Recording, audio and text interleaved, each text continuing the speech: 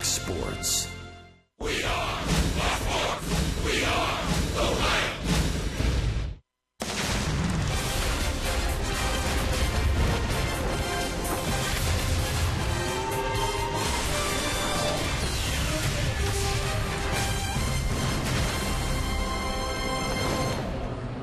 As predicted, it is an absolutely glorious weather day and early evening in downtown Cincinnati, and we welcome you to Great American Ballpark.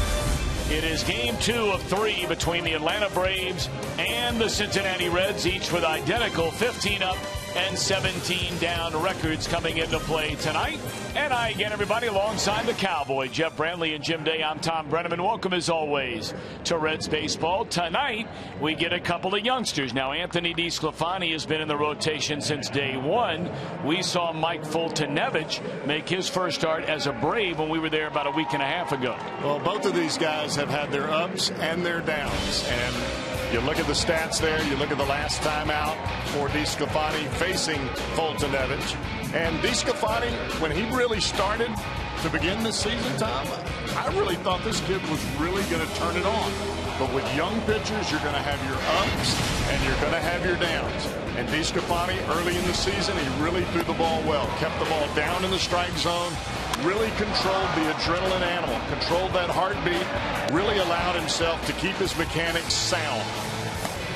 His first 3 starts, he allowed a total of only 2 runs. Now, his last 3, not nearly as effective, but you mentioned the ups and downs. Now, for Foltynewicz, he's getting a chance after coming over in a trade to be in this Atlanta rotation. Well, he came over from the Astros, Tom. He throws the ball awfully hard, works up high in the zone. The Reds had him on the ropes big time in the first inning in Atlanta, but they weren't able to cash in. The big issue for Foltynewicz, you've got to make him get the ball down in the strike zone. If he's not down, you can't be swinging. When we come back, the last time the Reds face this battery that they will face tonight of Foltynewicz and A.J. Pierzynski, they ran and ran wild. Look for more of the same tonight. Of course, you can't steal first. They need more than 3 hits like they had last night. Back in a moment.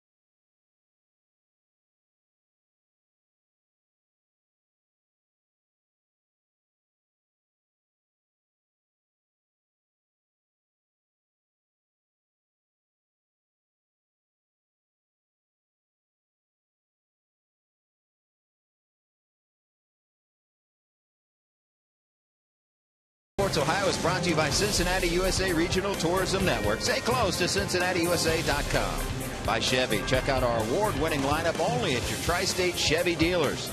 And by Skyline Chili. Feeling good. It's Skyline time. What is the deal? Starting pitching, I think it's been awesome. It's baseball. We now, at this point, have to start to hit the ball. It looks cool down at the ballpark tonight. I'd grab the sweater, I'd grab a sweatshirt because it's going to fall pretty rapidly with clear skies taking over. 65 to 62 to 58 degrees going home. All right, right down the middle.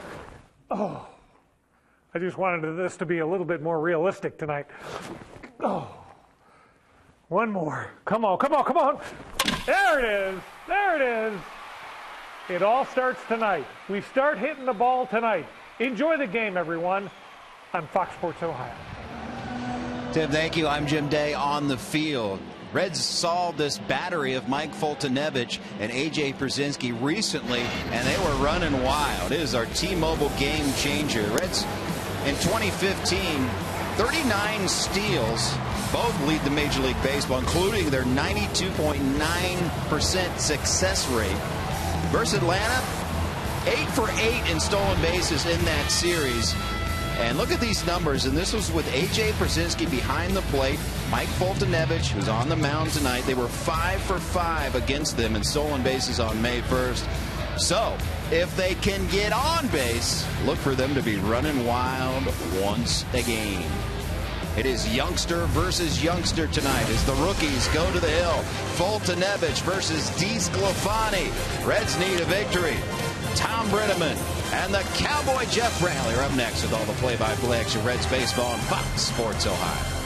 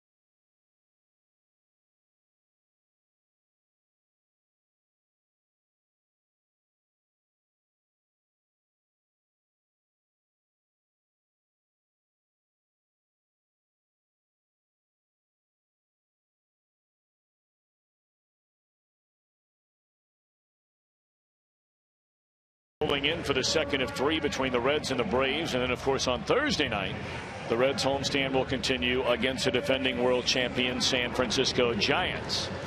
Freddie Gonzalez, career winning percentage with Atlanta of .549. And his lineup tonight reads as follows. He'll have Nick Markakis leading off in right field. Andrelton Simmons, a shortstop. He homered here last night. Freddie Freeman, their big slugger at first base. Kelly Johnson, a cleanup hitter in left. Alberto Callaspo at third. A.J. Pierzynski catching. A latter third of Jace Peterson. Eric Young Jr. the start for Cameron Maybin in center. And Foltynewicz is on the mound with a record of 2-0 despite a high ERA. Very low ERA and a 2-3 record, making his 7th start since coming over from the Marlins in the Matt Latos deal is Anthony DeSclafani. DeSclafani, first couple of innings, first time through the lineup, really, Tom. That has been really an asset for DeSclafani. The big key tonight is, can he keep the same mechanical rhythm as he goes through the lineup the second time here against this Atlanta Braves ball club?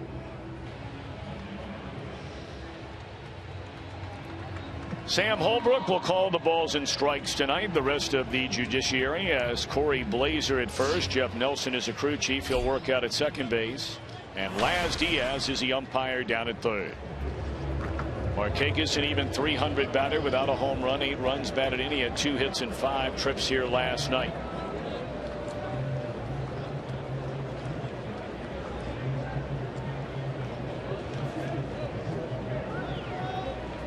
DeSclafani, a big deep breath, the wind and the pitch. It is on the inside corner, a strike, and we are underway. The same pitching matchup that we saw in game 2 of the 4-game series down in Atlanta. The Braves rallied to win that one 4-3. And it was Foltynewicz getting the win, DeSclafani getting the loss. Foltynewicz went 5, allowed 3 runs. DeSclafani went 5, allowed 4 runs. And really his problem on that night, which we had not seen the entire year, is DeSclafani walked 5 Atlanta Braves in that game. Yeah, the last couple of starts for DeSclafani, he's walked 9 total batters. And that one shot into left field, and that's the way this one gets started. A base hit by Markakis.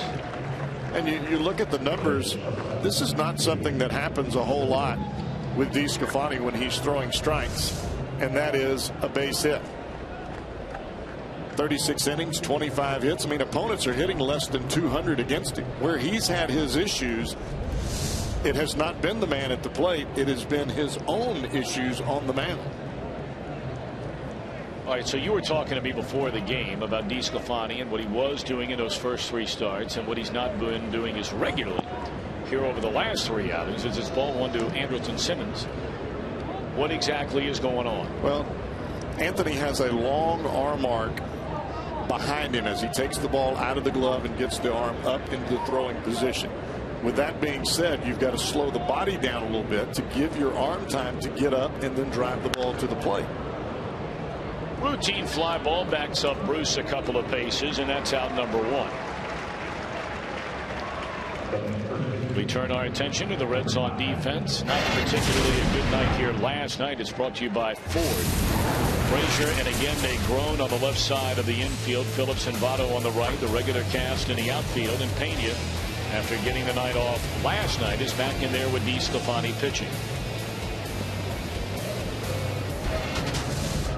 1 out, 1 on, and here's Freddie Freeman. He is red hot, white hot right now. He fouls that one out of play. The batting average up to .333 with a league leading 14 doubles for Freddie Freeman.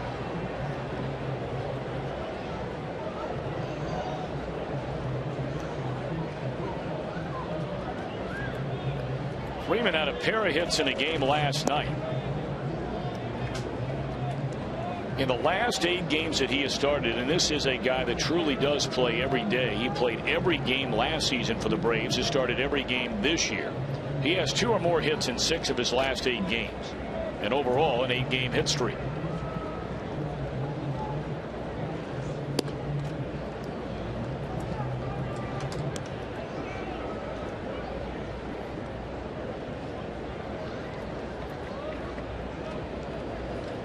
Freeman really likes that ball up and out over the plate, as do a lot of power hitters.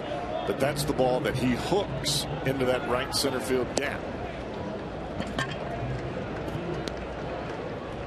If you stay down across the board more times than not, you're going to have some success against Freeman.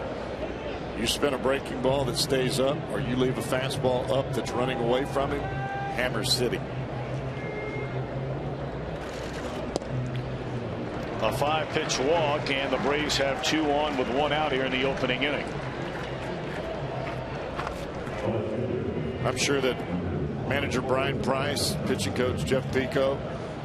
When you've got a young pitcher like DeSclafani that has the physical tools that this kid has, throws 95, 94, good movement, good slider, you try to repeat the encouragement. Trust your stuff, young man. You've got great stuff. Make them swing the bat. Don't give them a free pass. Kelly Johnson in from the left side with 2 on and 1 out, and DeSclafani starts him out strike 1.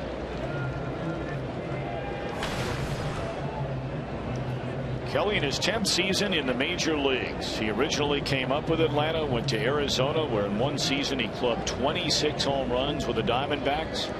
From there to Toronto, to Tampa Bay, and then the oddity a year ago, as that one is lifted down the left field line. Marlon Byrd appears to have room. It's out number 2. To finish a thought on Johnson, last year he played with 3 teams all inside of the American League's Eastern Division. The Yankees to Boston to Baltimore. How about that?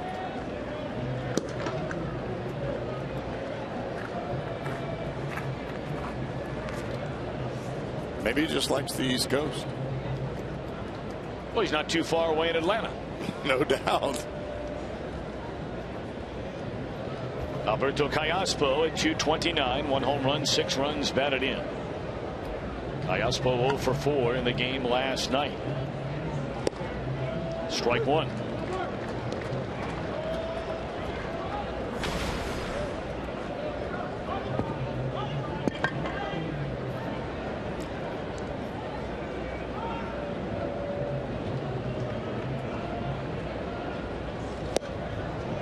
And now DeSclafani ahead 0-2. Boy, it's a real nice crowd here tonight. I mean, why wouldn't you come out to the ball game if you can? The weather is just so picture perfect.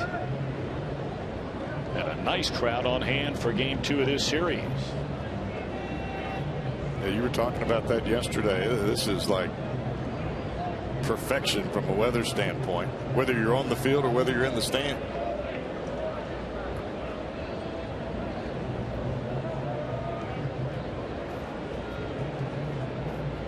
Markakis leads at second. Likewise for Freddie Freeman at first. Votto plays behind him over there with 2 away.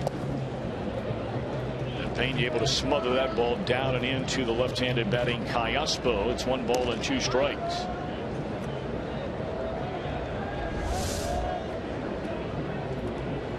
Trying to make that breaking ball just a bit too good. But Pena up to the task to keep it in front. Scott does not strike out a whole lot. He makes some contact now.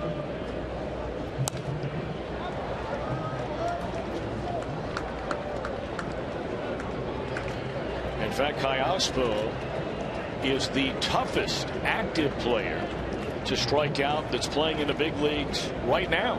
His career average of only 1 strikeout, roughly a little more than every 11 plate appearances, is the best mark among all players in the league.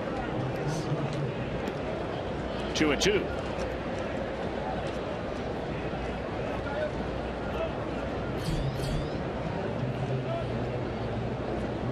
Pierzynski would be next. DeSclafani would like to tie a ribbon around this top half of the first inning. 2 on, 2 out. Deuces Wild at 2 balls and 2 strikes. And this should do it. Marlon Byrd right there, and the Braves strand 2. Hamilton, Byrd, Votto to get it started when the Reds come to bat when we return.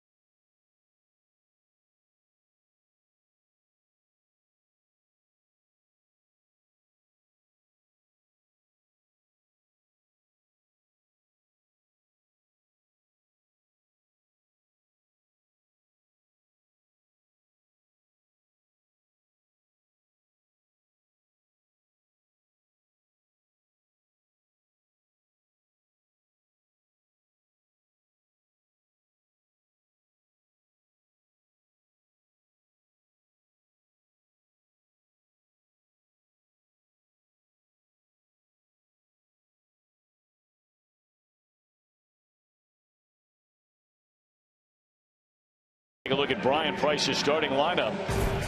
Presented by Meyer. Billy Hamilton, Marlon Byrd, Joey Votto to start it. Todd Frazier, Brandon Phillips, Jay Bruce in the middle. A latter third again of Nate Groen in for the injured Zach Cozart at short. Brian Pena catching Anthony DeSclafani. Third start since being brought up from the minor leagues for Mike Foltynewicz.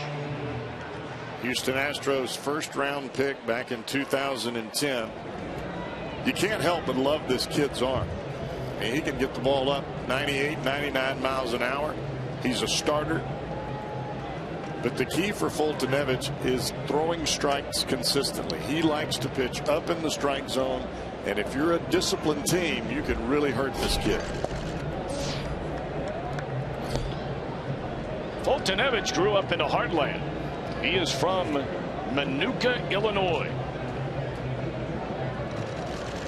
Born in Sterling, Illinois, Billy Hamilton reaches base safely on a bunt, and depending on how they score that, if it's a hit, it would be his first bunt hit of the year, and that's what it is. It's nice to see. If you watch Hamilton here, he bunts the ball before he leaves the box. Watch this. Bunts the ball, then he takes off. And that's what the Reds are trying to embed into the head of Billy Hamilton. You're fast enough, bunt the ball first, then run. Don't try to run and bunt. That's the ball you foul off, or you pop up, or you don't bunt it at a good spot.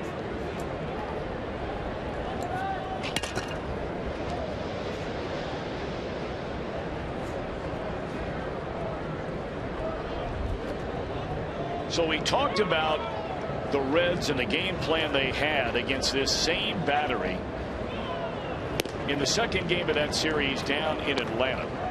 Billy Hamilton made it out to lead off that game. Zach Cozart singled, Joey Votto singled. The Reds pulled off the double steal.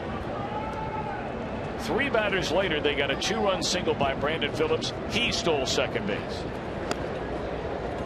Foltynewicz was still on the mound in the 4th inning when the Reds again had Brandon Phillips steal a base. Joey Votto in the 5th inning stole a base. They were 5 of 5 against Foltynewicz and Pierzynski, and it won't be long before Hamilton will be running. Not a bad move there. He was leaning a little bit, but able to get back. He was going there.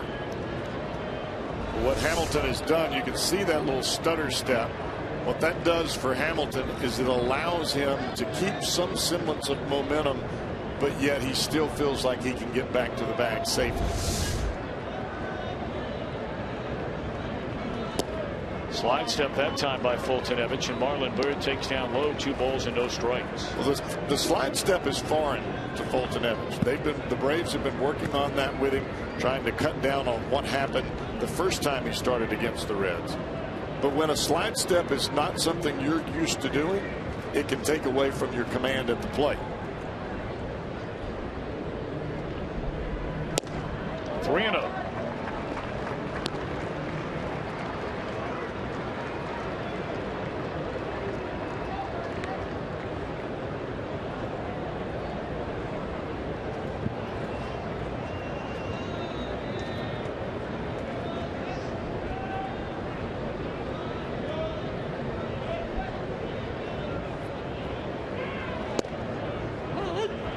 Bird taking all the way on 3-0. Clearly the Braves have made an adjustment, at least with the first batter of the game on base, where Foltynewicz clearly has shortened up that stride and getting it to the plate rather quickly. And Hamilton is taking note. 3-1. Billy not running again, and there's a borderline strike. Marlon wasn't sure. He thought it might have been high.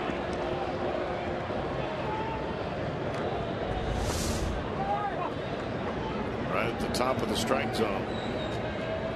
I think the key with the slide step, Tom, is if the Reds can continue to put runners on and make Foltynewicz slide step, that's going to have some fatigue on the arm because he's not used to doing that. Billy running, swing and a miss. Wasn't a good jump, and they got him. It's only the second time all year long Billy Hamilton has been thrown out. Foltynewicz comes all the way back from being behind in the count to Marlon Byrd at 3-0 to strike him out. Yeah, you're right, Tom. He did not get a good jump at all. And the tag was there by Peterson. It was close. It almost looked like Hamilton got his hand in there, but I do not believe the Reds are going to challenge that. So all of a sudden you go from Billy Hamilton on and 3 balls and no strikes to the number 2 hitter to 2 outs and nobody on. And here's Joey Votto. No score, bottom of the first inning.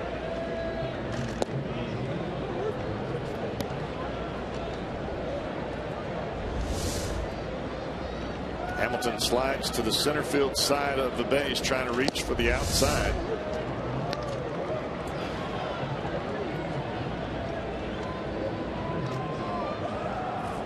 Votto had a frustrating night here last night, both at the plate and in the field. And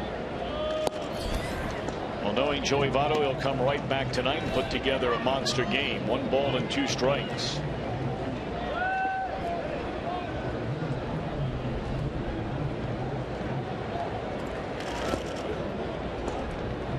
On the appeal, he did not go around. It's 2 balls and 2 strikes. The Reds come in at 2 games under 500. They were right at 500. In fact, they were a game over 500 after Johnny Cueto won the first game of that doubleheader in Chicago. But the Reds lost on Saturday. They dropped the rubber game on Sunday before falling here in the series opener last night. So they're 2 under. The Cardinals are back in action. Interleague series for the Redbirds tonight. And they're not wasting any time in Cleveland, already with a 2-0 lead over the Indians. Cardinals with a 6-game lead over Chicago. There's ball 4 to Votto. 6.5 in front of the Pirates. 7.5 better than the Reds. The Cardinals sporting the best record in all of Major League Baseball at 22-9.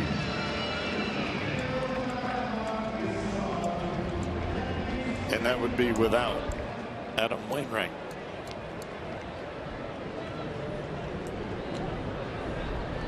And really, for the last few ball games, they've been without Matt Carpenter. I don't know, you can get a whole lot hotter than what he was. Well, you're not lying about that. Carpenter is just having an incredible year. Pierzynski out to visit the mound, and we will tell you about Atlanta defensively. Presented by Ford. The only change from the game last night is in center field. Cameron Maybin gives way to Eric Young Jr.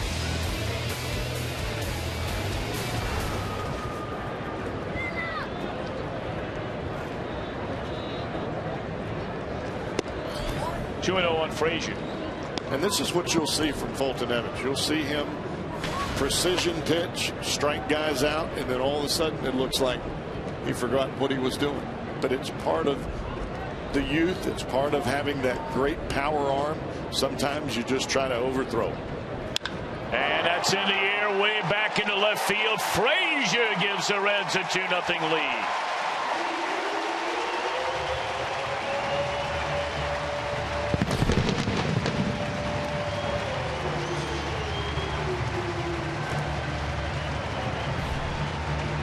I don't care how hard you throw it, Tom. If you let a great fastball hitter sit on your fastball, he's going to hammer it. And Frazier was sitting all over that fastball, belt high.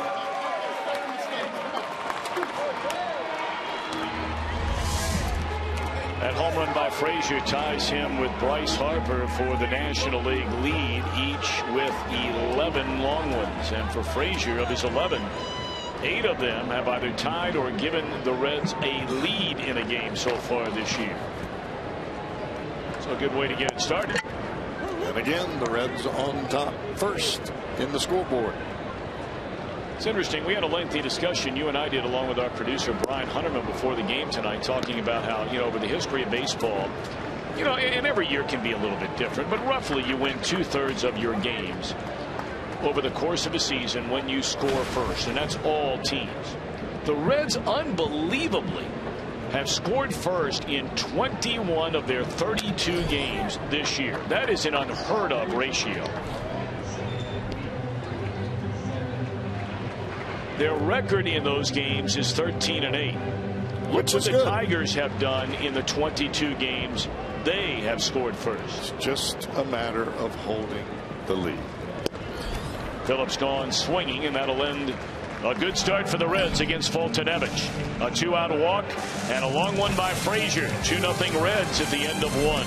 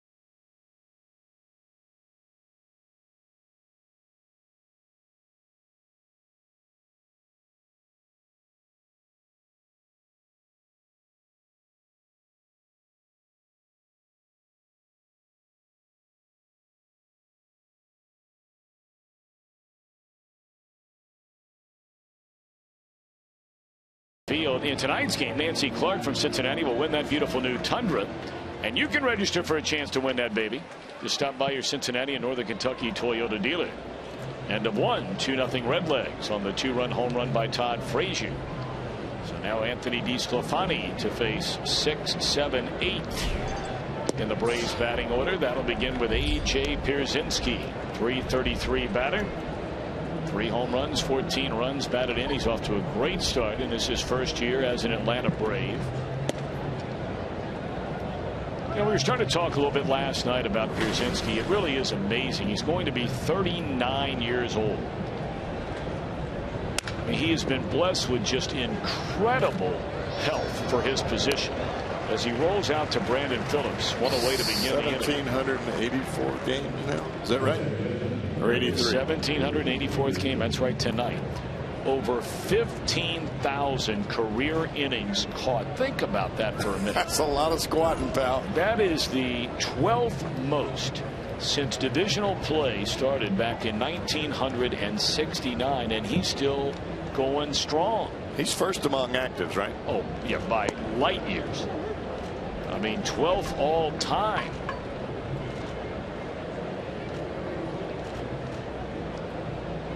He is unusually tall for a catcher. It's not to say there haven't been catchers that are big, thick, strong guys. He's every bit of that. Right. But he's very, very tall in addition to all that.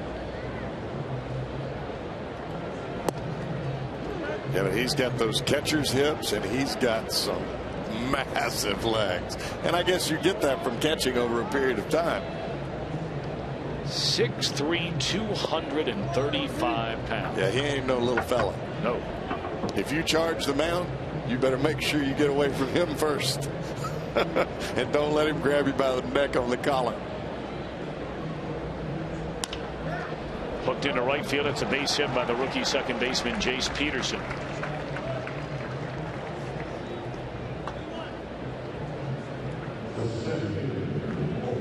Now Peterson can run. Tried to get the ball in, ran back over the plate just a bit. Not a bad pitch. Pretty good job of hitting by Peterson. And you're right, he can run. Peterson coming up through the minor leagues. And he came over from the San Diego Padres. Had minor league stolen base seasons of 39, 51, 42. Now last year nowhere close to those numbers. He only stole 18 bases and was thrown out 9 times. Makes you wonder why the big drop off. Yeah, this kid played football and baseball in college. Now granted, that's not playing in the NFL and playing in the big leagues, but you play football in college, I don't care where it is. You got my vote. They wear helmets for a reason. And shoulder pads and hip pads and knee pads. Nothing at 2 on Eric Young Jr. Try to get him to chase a high fastball, which he did not. And it's 1 ball and 2 strikes.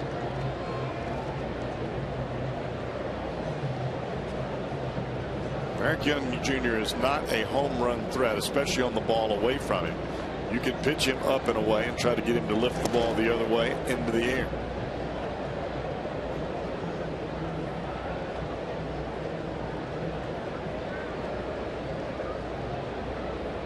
It's hard to believe a team would be capable of making as many changes from one season to the next.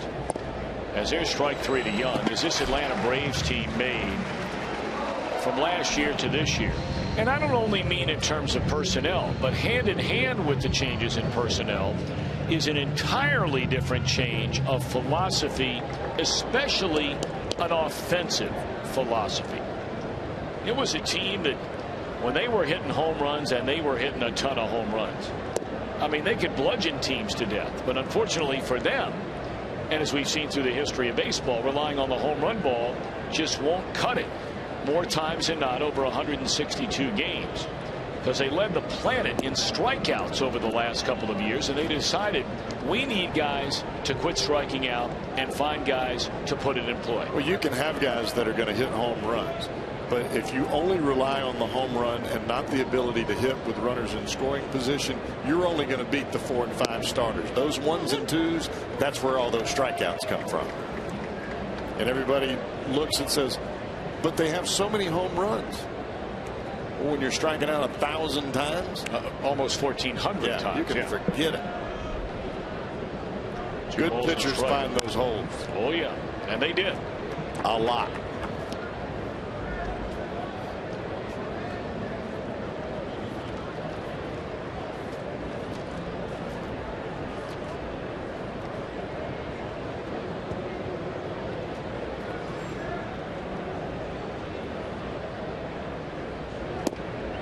That'll do it on the swing and a miss by Foltynewicz. 1 hit, 1 left. We played an inning and a half at Great American Ballpark in Cincinnati, and the home team in front by a pair.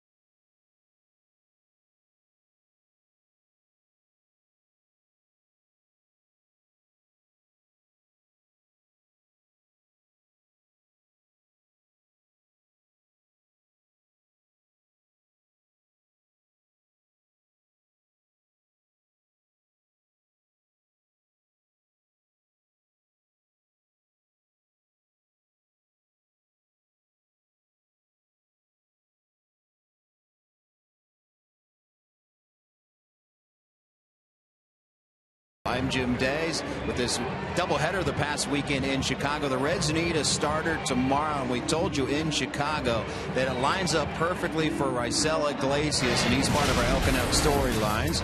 The Reds officially announced it will indeed be the Cuban defector who will come back to the club. You look at his Louisville stats: 4 starts, 1-2 record, 3.80 ERA, and he has that 1 start against St. Louis. Got his pitch count up there, 5 innings, 3 earned runs, but the Reds saw some very promising signs from that youngster. And the protocol is that they just want to let him get through his throwing on the side day, which was yesterday. That's why they waited so long to announce it. But he will be back, and he will be firing them in there tomorrow night, boys. We're looking forward to seeing Iglesias round 2. You may remember his first major league game was his first professional game, just like Mike Leake, although they got here in very different ways. Bruce off the end of the bat lifts a fly ball to the center field, and Young is there to haul it in 1 away. I mean, he just went blazing right through the St. Louis Cardinals in the first 4 innings of that game back on April the 12th. He struck out 4, he walked only 1, he allowed only 2 hits. But then in the 5th inning, the bottom part of the order got him. He allowed a double to Molina, he walked Wong, and after a bunt allowed a 2-run single, an RBI double, and that would be it for him after 5 innings. But overall, pretty impressive game. Yeah, I was very impressed with his first, just his mound presence, his confidence in his stuff.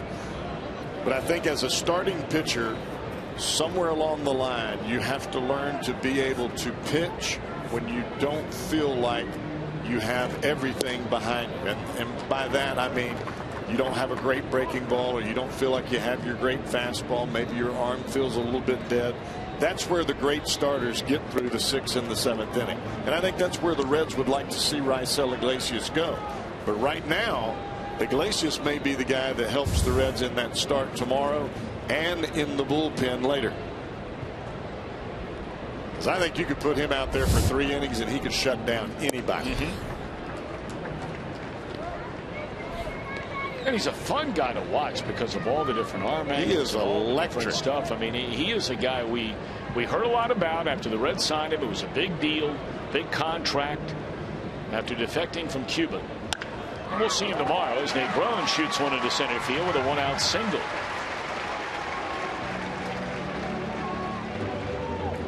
You know, it's funny.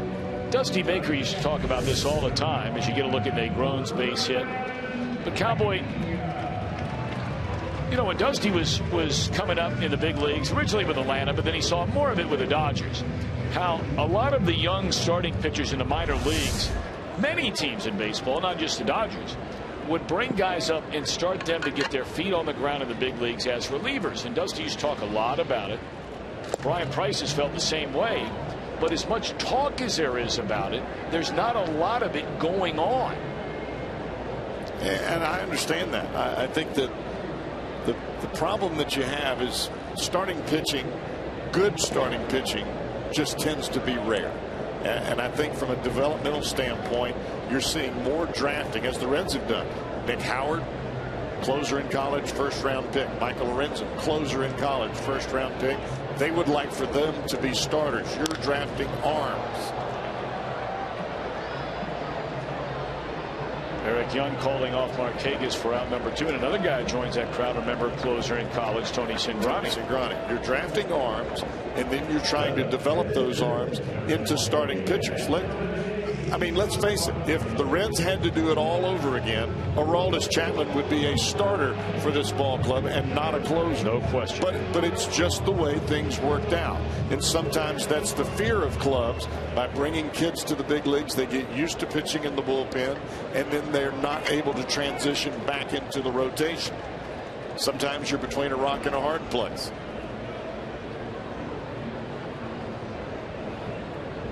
All right, DeSclafani with a runner at first and 2 outs, and he swings and fouls it out of play. Anthony has 1 hit in his first 11 at-bats with the Reds. He had a chance to hit a few times over his handful of starts for the Miami Marlins.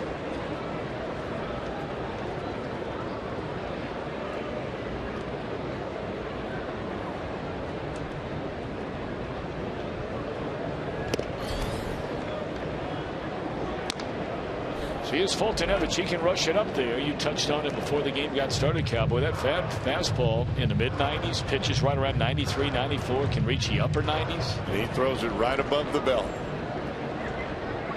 And when he's got a pitcher up there, he's throwing that number 1. And that number 1 was lined right to Freddie Freeman.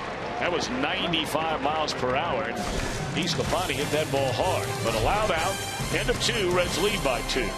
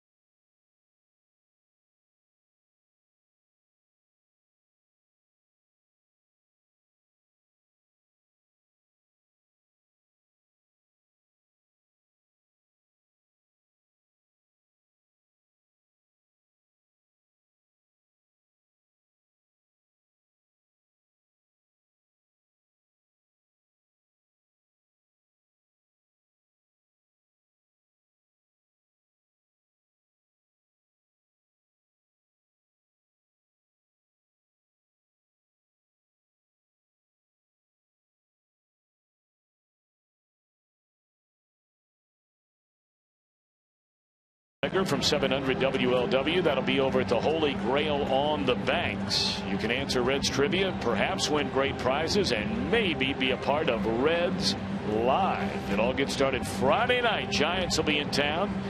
You hang out at the Holy Grail. You walk right across Joe Nuxall Way and right into Great American Ballpark. You can't beat that. Boy, the Banks is going to be rocking and rolling this weekend. And how about right around mid-July? I would say so. You may not be able to move shoulder to shoulder. Boy, that sight on opening day is just amazing to see. We have a glassed-in area the same level as the press box, which overlooks the primary main entrance into Great American Ballpark. But you can see through some of the openings and onto the pedestrian-only the street that runs right through the middle of the Banks, and well, the crowds are just incredible to see. And that's the way it'll be set up, of course, for the All-Star game. There's so much going on downtown in preparation of that. The Cincinnati Parks and Recreation folks, the job they're doing along the river is just incredible, along with the further development of the Banks. General Electric and their aviation headquarters, which have always been here in Cincinnati, but a brand new building right along the whole Banks project. Gorgeous. Back up through the middle. Brandon, look at that pick. Look at the pick on the other end as well. Beautifully done by Phillips and Votto, and Phillips a tip of the cap to his first baseman on that play. Boys brought the gloves tonight. That was no easy play. That was a do-or-die hop for Brandon Phillips. He's got to charge it and backhand. You see him come after it aggressively, and then you just have to flip it and trust your first baseman to make the snag, and it happens good on both ends. You know, we're fortunate and blessed enough to sit up here and get paid for a living to watch baseball and talk about baseball. It's one thing when you see just the sensational, spectacular that we've seen from Brandon through the years, but a play like this is one that just amazes me. We've seen that same ground ball 10,000 times over the last 25 years. And 8 out of 10 times a second baseman will have that ball hit off the heel of his glove, dribble in the infield, the guy safe at first. That is an incredible play. Well, the one that I like is when the ball takes the bad hop and he's got to throw his bare hand up into the air and snag it, and then makes that crisp throw to Votto at first base.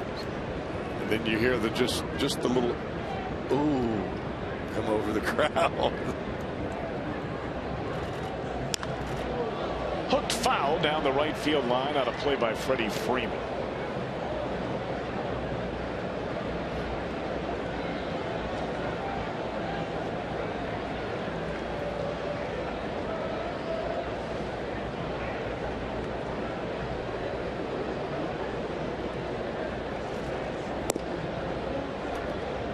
If you're just tuning in, Todd Frazier clubbed a 2-run home run to the seats in left field in the opening inning, and that is the only scoring so far. Atlanta threatened in the top of the first against DeSclafani. A single and a walk with 1 out. But DeSclafani retired the next 2. Freeman walked his first time up. 1 ball, 2 strikes here. Really good changeup there by DeSclafani. Ball started in, and you could see Freeman front shoulder, everything coming after it. He thinks fastball. Oh, it's not here yet.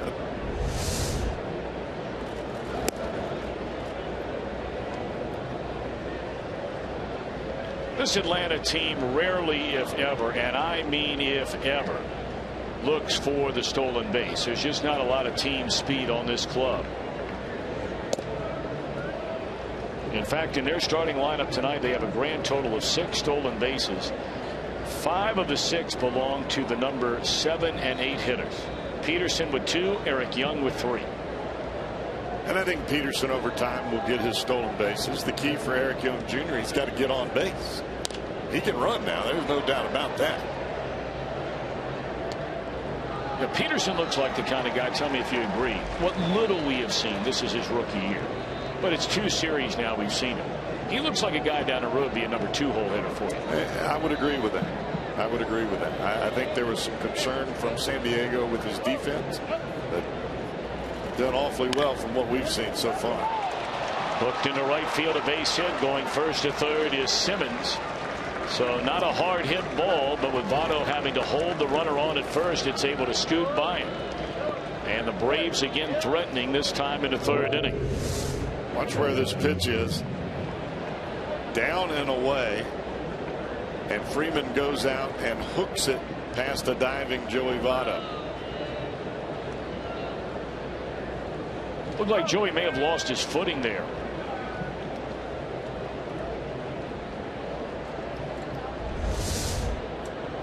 So now work to do for young Mr. DeSclafani.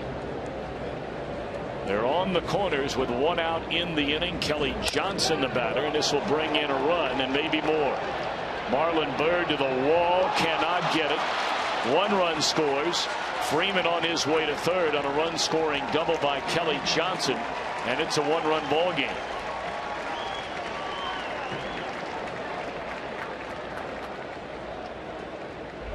Like the same pitch that got a fly out the first time. This time Johnson gets more of the bat to it. Did not appear that Byrd was able to find the wall in time. And thinking about the wall and jumping and trying to run for the ball kicks right off the glove.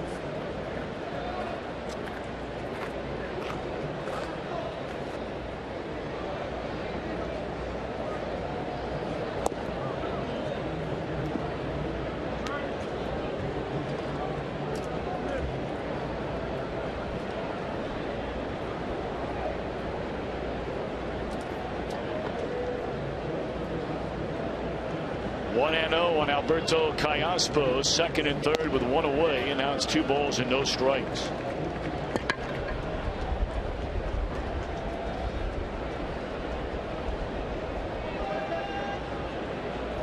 If you're Anthony DeSclafani here, you just have to provide some semblance of damage control.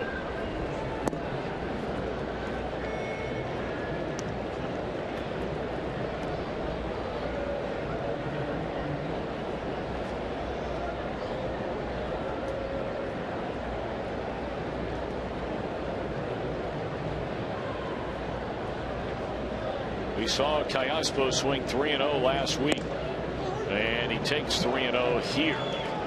When you get in this kind of situation as a pitcher, Tom, the adrenaline starts to pump. You start thinking, all right, I've got to do this, I've got to do that. You have to eliminate the base runners. You only look at the catcher, and you just make it pitch by pitch. That's the easiest way to get through. This will tie the game as Hamilton goes back to get it. Tagging and scoring is Freeman, so we'll start all over here in the top of the third inning. The Braves have scored twice to knot it up.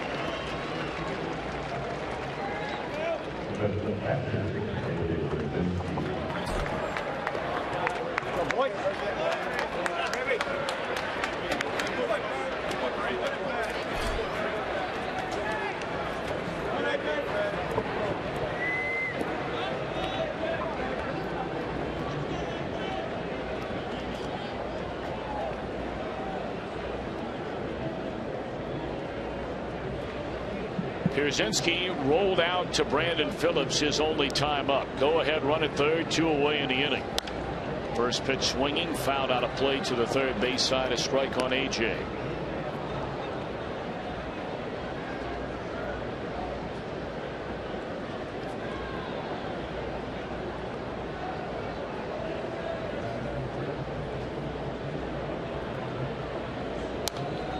Pierzynski, an old SEC rival of yours, Cowboy. He is a proud Florida Gator alum. Boy, he used to talk a lot about the Florida Gators when Urban was down there. Haven't heard much from AJ in a long time.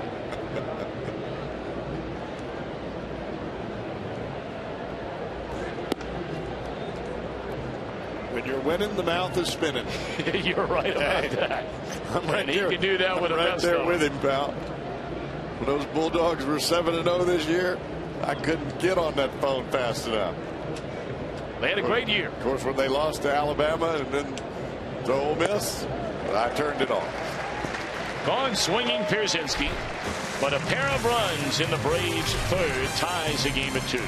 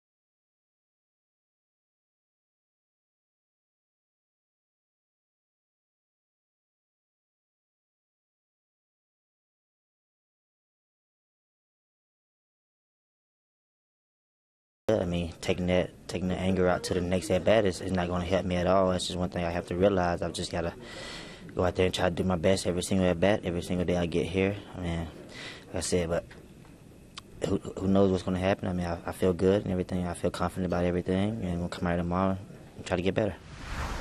A very interesting answer from Billy Hamilton, and he's still very much young into the learning process of Major League Baseball. There's a tremendous amount of pressure on this young guy, and for him to admit that he not only is trying too hard, but taking anger into his next at bat and chasing bad pitches. You guys know as well as I do, on this level, it's as much mental as it is physical, and he's battling the mental part of it as well. It is a process. It is a grind, and it will beat your brains out if you let it. Hitting is awfully, awfully difficult. I mean, if you think about it, and you hear this all the time, but just think about it. What job in the world do you get paid for stinking 70% of the time? And then they say you're good. That's how hard this is. So you have to take that into consideration. Try to slow the game down a little bit. Celebrate the wins. And don't get too down on yourself when things don't go your way. Able to lay off a couple breaking balls down in the dirt after falling behind 0-2. Hamilton had his first bunt hit of the season in the opening inning tonight. But for only the second time all year, he was thrown out trying to steal a base. In fact, for the Reds as a team, they lead the major leagues 39 out of 43 in stolen base tries. He hit that ball hard. They had him played perfectly, but he hit it right on the screws. You know, there are a lot of teams, Tom, now that are going the route of the mental coach. And you're seeing it more and more throughout baseball. And it's not a psychologist per se. It's just someone that can keep you moving in a positive direction so you don't get stuck in a rut. Not a batting coach, not a pitching coach, but a mental coach. And I've been hearing since I got in this game, it's 90% mental. So it only makes sense.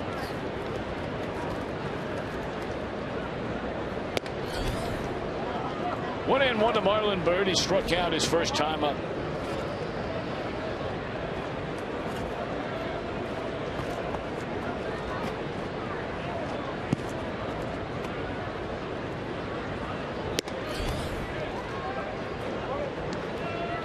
Marlon is a steel power tool performer. So you go back over the last year and a half, 7 home runs for Byrd against the Atlanta Braves. That's the second most among all players in baseball against Atlanta pitching.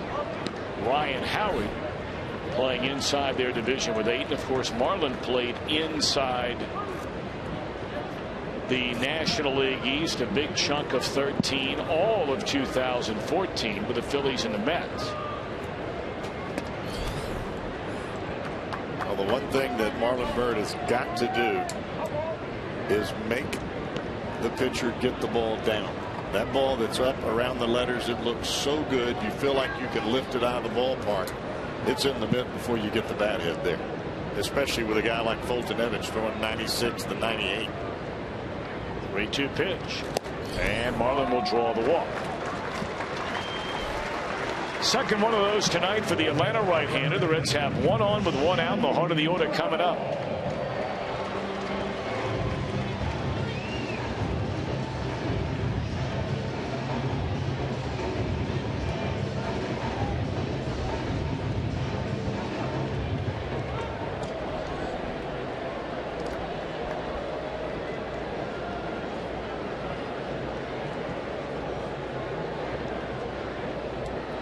Joey walked and scored on the Frazier home run in the first inning. Ball 1.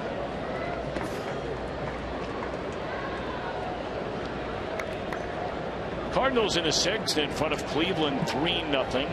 Pirates lead Philadelphia by the same score. That one in the 4th. Cubs are getting ready to tee it off against the New York Mets in a couple of minutes from now. Cubs winning, holding on to win by a single run in that series opener against New York last night.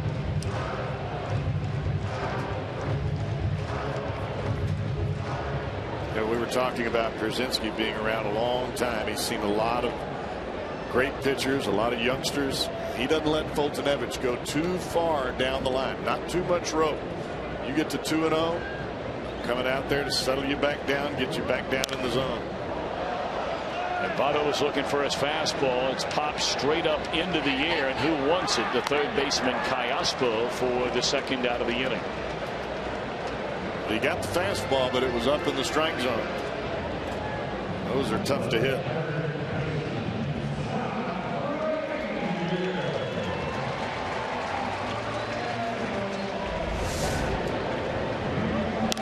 See where this pitch is. It's up and in. I think Votto, when he made contact, thought the ball was going foul and went straight up into the air.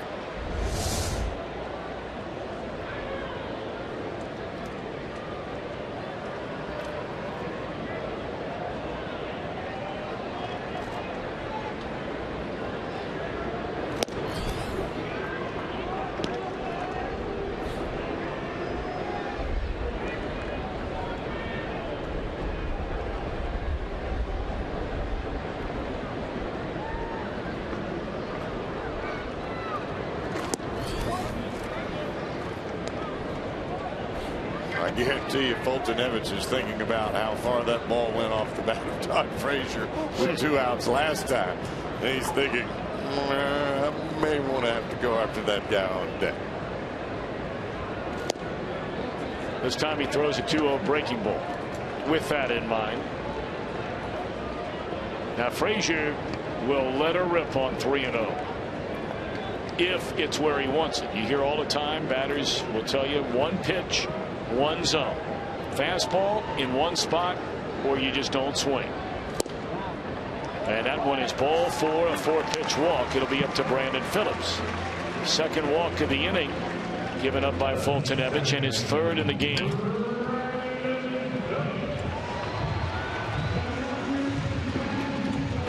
Brandon really bringing the energy. Brought to you by IGS. Take a look at these numbers since April the 29th for Brandon Phillips. On-base percentage of almost .490. Has scored 8 runs, 5 stolen bases, and that batting average at .425. He has definitely been squaring up the ball, shooting the ball to the big part of the ballpark, up the middle and into the gap, not pulling off the pitch. We told you last night Phillips and Votto are 2 guys on this team that have hit well with runners in scoring position. The rest of the team has been absolutely abysmal. As a team, the Reds are batting .198 with runners in scoring position. Phillips, with runners in scoring position and 2 outs, is a .368 batter so far this season. And this situation would qualify.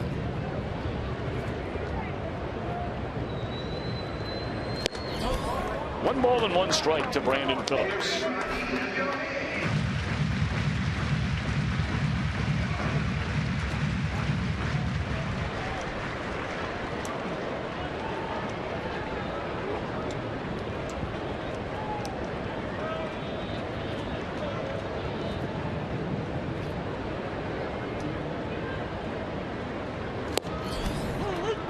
Brandon did not like that call a little bit.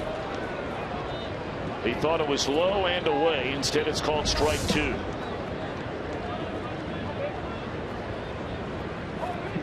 Right on the edge, according to Fox Tracks. Don't try to sell that idea to Brandon Phillips. Hitters don't like pitchers' pitches, and that was a pitcher's pitch. And he went around on a high tight fastball, couldn't get out of the way, and that'll end the inning. The Reds strand 2. They've left 3 in the game. We're tied at 2 at the end of 3.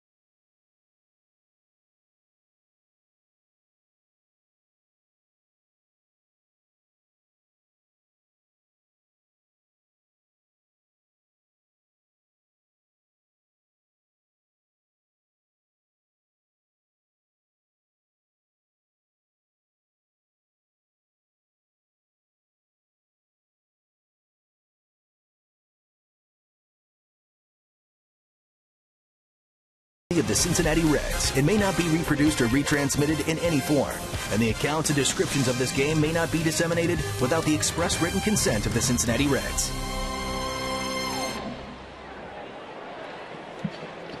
Atlanta comes to bat, top half of the fourth inning. It is a 2-2 ball game on this beautiful night in Cincinnati. Anthony DeSclafani to face the latter third. And Freddie Gonzalez batting order. Jace Peterson, Eric Young Jr., and then Fulton Evans. 2 runs, 5 hits, 4 left for Atlanta. That one hit hard, and that will sail over the head of Jay Bruce. And Peterson can really run. You look up, and he's 3/4 of the way to second base, and that's a double to begin the fourth.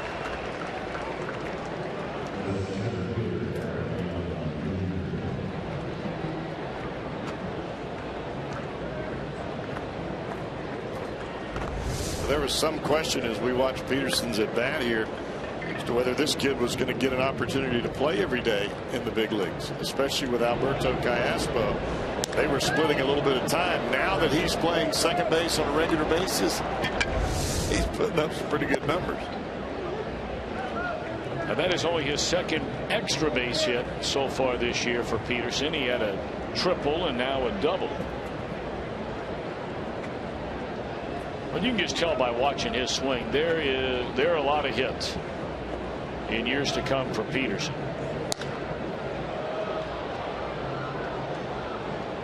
And I think when you look at Peterson's minor league numbers, it wasn't as though he was swinging at everything they threw. He was very selective at the plate, had a great eye, and I think that's one of the things that the Braves liked about the trade that they got with San Diego is they got a kid that was young, could play second base, didn't strike out a whole lot, but had a pretty good eye at the plate.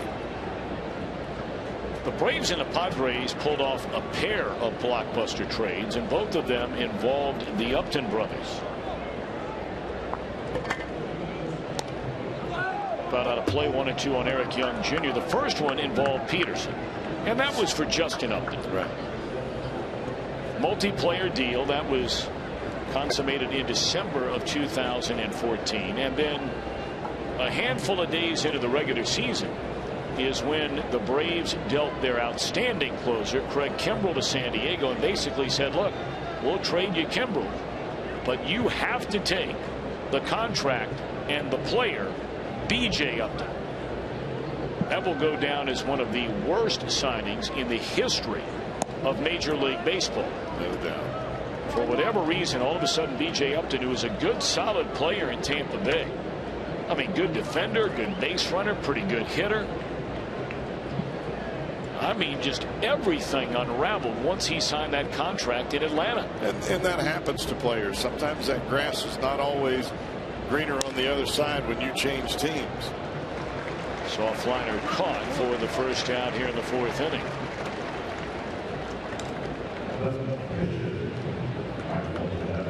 Well, we invite you to follow the Reds all season long with MLB.com at bat. Get up to the moment at any moment with in-game highlights, live look-ins. MLB.com at bat. Pick it up for your smartphone or tablet. Fulton Evans hit a double with runners aboard that scored the first 2 runs against DeSclafani in Atlanta. Struck him out the first time with a slider. It was a fastball that Fulton Evans hit into the left center field gap.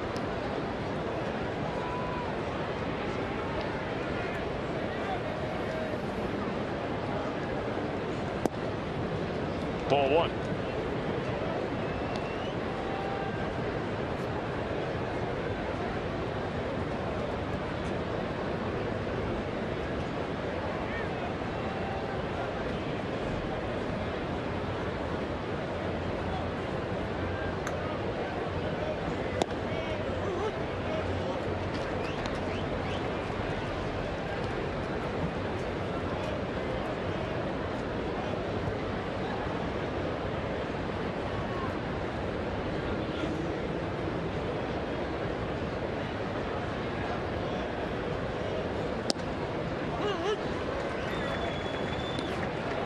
Those last 2 pitches, Pena set away, the ball ran in.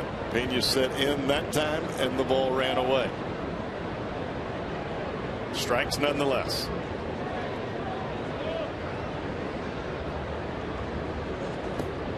Swing and a miss, strike 3, so that's out number 2 here in the 4th inning. And that's a 4th strikeout for DeSclafani. 1 more to go, and it's a tough out in Nick Markakis.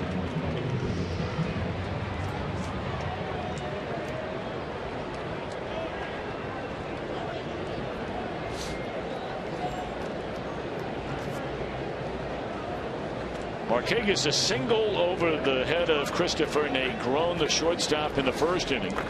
And then he had that bouncing ball back up through the middle that was beautifully played by both Phillips and Votto to throw him out in the 3rd. So he's put the ball in play twice tonight against DeSclafani, once for a base hit.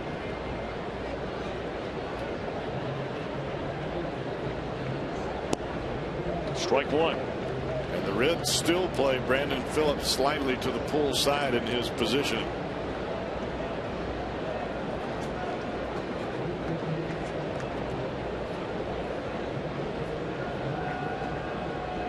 Two game here in the 4th inning.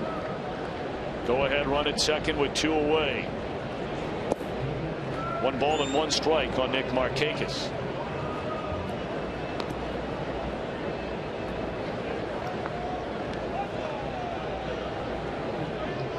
.72 pitches for Anthony DeSclafani, and we are only in the 4th inning tonight. He has fanned 4, walked 1, allowed 6 base hits and a couple of runs. Make it more than that, as Markakis will double off the right field wall, and the Braves take their first lead of the game. It's 3-2. Looked like a changeup. He just left it up and out over the plate. You're talking about those pitch numbers, Tom. First few starts for DeSclafani, he was about as pitch efficient as you could get. And that was definitely a changeup, and it was definitely right in the heart of the plate. Well, if you remember, it's something you touched on briefly earlier in the game. In his first 3 starts as a Red, the first time through the batting order, he did not allow a single hit in 3 starts. So if you do that time after time after time, chances are you're getting to the 4th inning with about 30 pitches in the game. Right.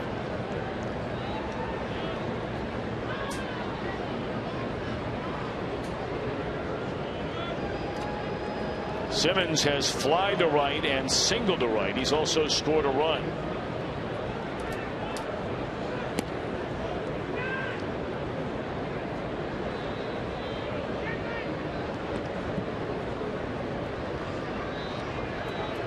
Simmons each of the last 2 years has been the Gold Glove winner at the shortstop position in the National League. He has only made 1 error in over 180 chances so far this year. He's also a pretty good hitter.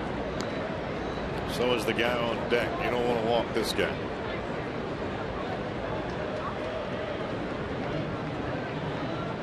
Simmons is trying to shoot the ball into right field, especially with that runner standing at second base. 2-1 pitch. Grounded to Negron, and the inning is over as Votto makes a tag. But the Braves break the tie. Middle of the 4th, Atlanta 3 and the Reds 2.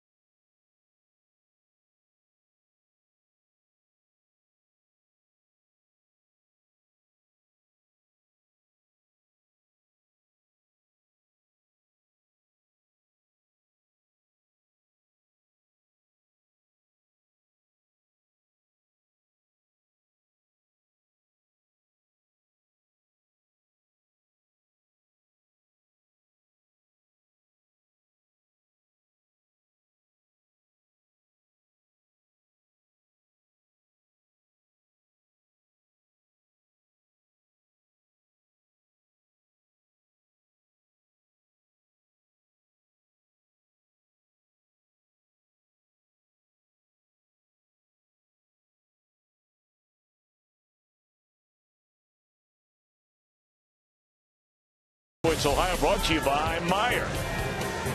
By your local Ford dealer. Ford, go further. And by Cincinnati Children's, ranking 3rd in the country on the U.S. News and World Report's best children's hospitals in America. 3-2 ball game. Atlanta in front. Reds come to bat here in the last of the 4th inning.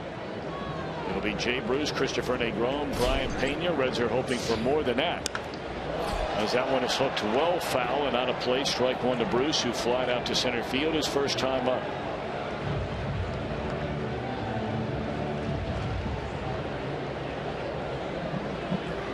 We talked about it last night. This is one guy the Reds have to have. Get things going. And there's another fly ball to center field. One out in the inning. You know, Devin Mesoraco last year hit 25 home runs. He drove in 80 runs in just 114 games. We know about all the injuries and all that. That's all old news now. Here in 2015, without Mesoraco's thunder in the middle of this Reds lineup, there is just very little, if any at all, run production that is occurring basically after Todd Frazier in the lineup. Now, Brandon Phillips has knocked in some runs, not the extra base hits, but at least he's doing his job and getting on base. He's hit for a high batting average. He's scoring a lot of runs, good on base percentage. But I mean, starting right there as far as home runs, extra base hits, driving in runs, it is just a void. And it's magnified right now without Zach Cozart in the lineup. And I'm not sure, Cowboy, anybody saw that coming. No.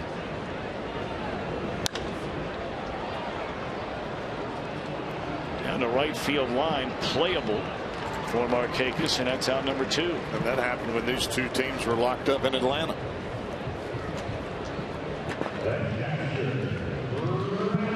Will be a part of the Major League Baseball All-Star Game action this summer right here in the Queen City by visiting T-Mobile All-Star Fan Fest. It's the world's largest interactive baseball theme park. That'll be over at the Duke Energy Convention Center, July 10th through the 14th, and that you can buy tickets to right now. Just go to allstargame.com.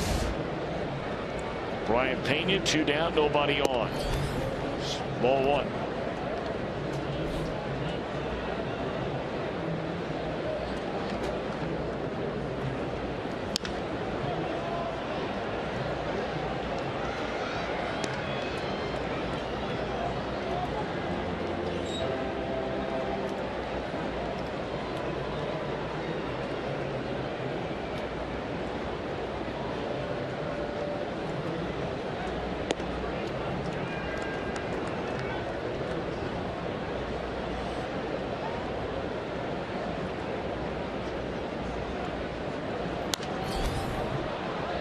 .5-mile-per-hour fastball after a couple of off-speed pitches by Fultonevich. This young man's starting to settle in a little bit when he's throwing strikes. And he did the same thing against the Reds in Atlanta. Had that really rough first inning, and then he started to get the ball at least around the strike zone. That is a fair ball up the right field line off the bat of Pena. And it rolls all the way down into that corner, and Brian will pull up with a 2-out double.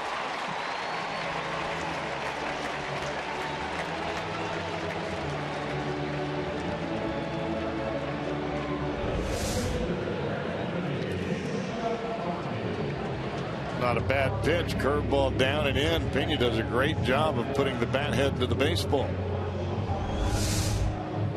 How many other teams have an 8-hole hitter hit 333 plus?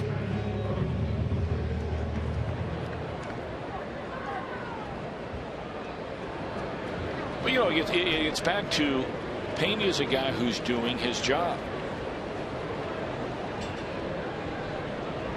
Do we believe Brian Pena is going to hit 335 this year? I don't think we believe that. Is it possible? Anything's possible. Sure.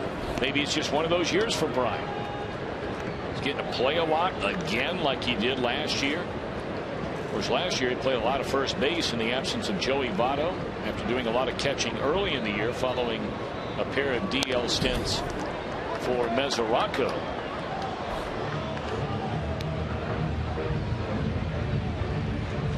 The name of the game is scoring runs, and you can't score unless somebody's knocking them in.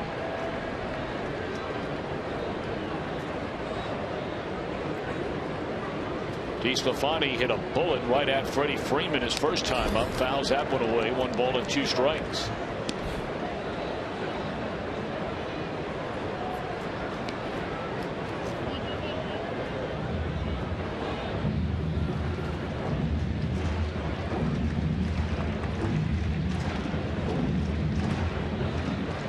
See where Fultonevich goes here, if he goes back to the breaking ball or if he challenges DeSclafani with another heater.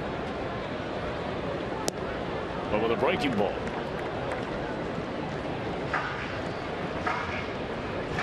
In your mind as a pitcher, after a hitter like Pena hooks one down the line, it makes you wonder, well, was that breaking ball that good, or was he looking for it, or did I do something wrong?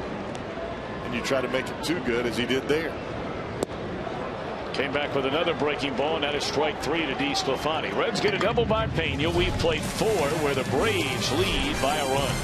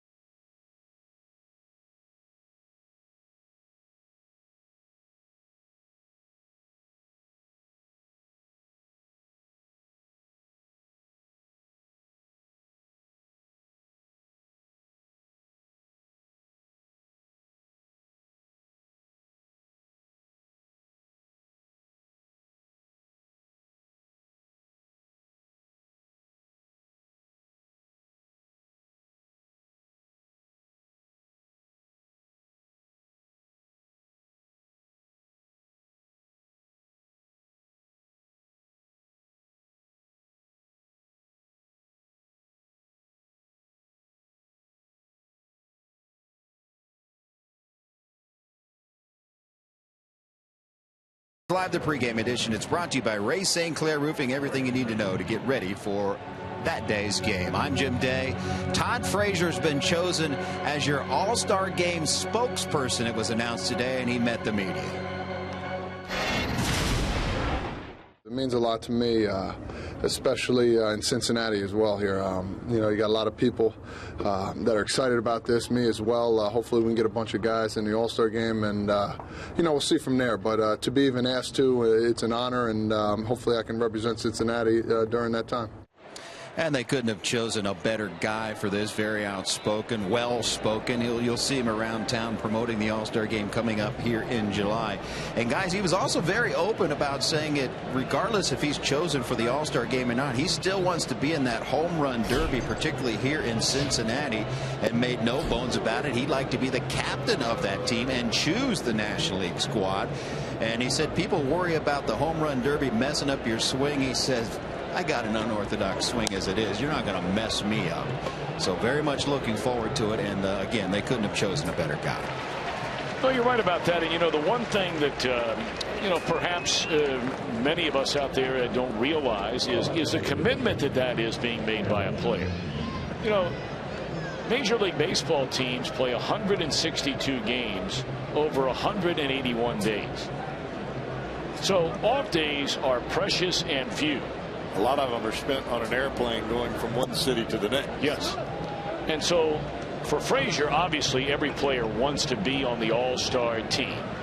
Frazier is hoping he will be, as he was a year ago for the first time in his young career.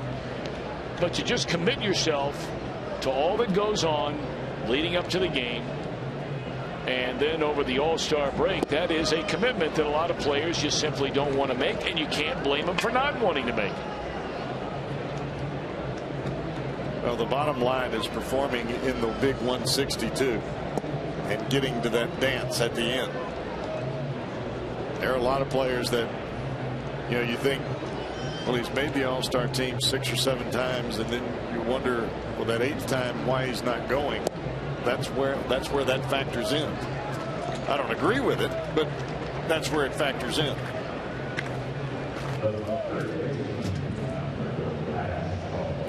Second walk of the game issued by Anthony DeSclafani. It comes with 1 out to Kelly Johnson, and here's Alberto Callaspo.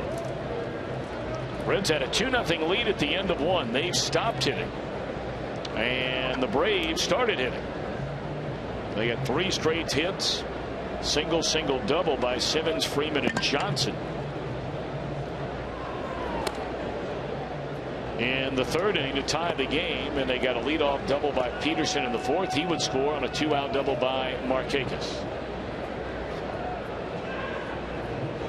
Callaspo knocked in one of the 2 runs in that 2-run 3rd. 0-1.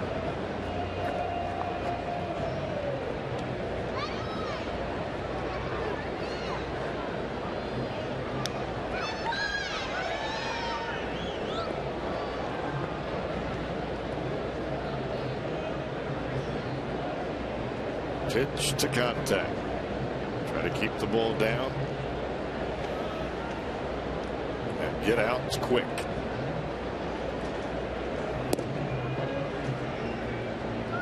Pretty good pitch. You can see by the look of the face of DeSclafani, he thought he may have had a strike there.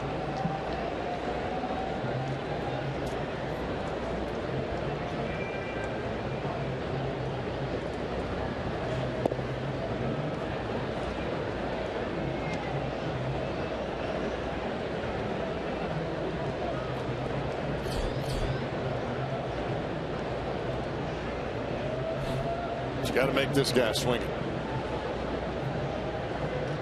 2-1 on Alberto Callaspo, and he swung at it. Line drive to Phillips. Staying put at first is Johnson. 2 out. As always, we know you're looking forward to Miller Time. It's coming up later in our game tonight, presented by Miller Lite.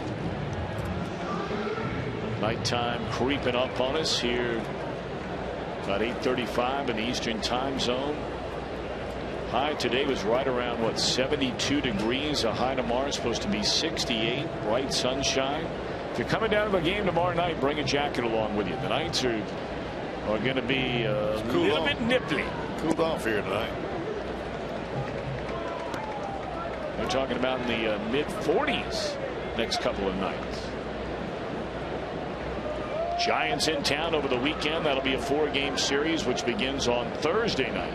Well, that 40-degree temperature will make them feel right at home. You're right. Summertime in San Francisco. It's freezing out there. It's amazing, isn't it? It is. Even now, after all these years of going out there, it's just unbelievable how cold it is in the summer. Indian summer. Pierzynski to Phillips. The force play will end the inning. Reds come to bat. Top of the order coming up. Trailing Atlanta 3-2.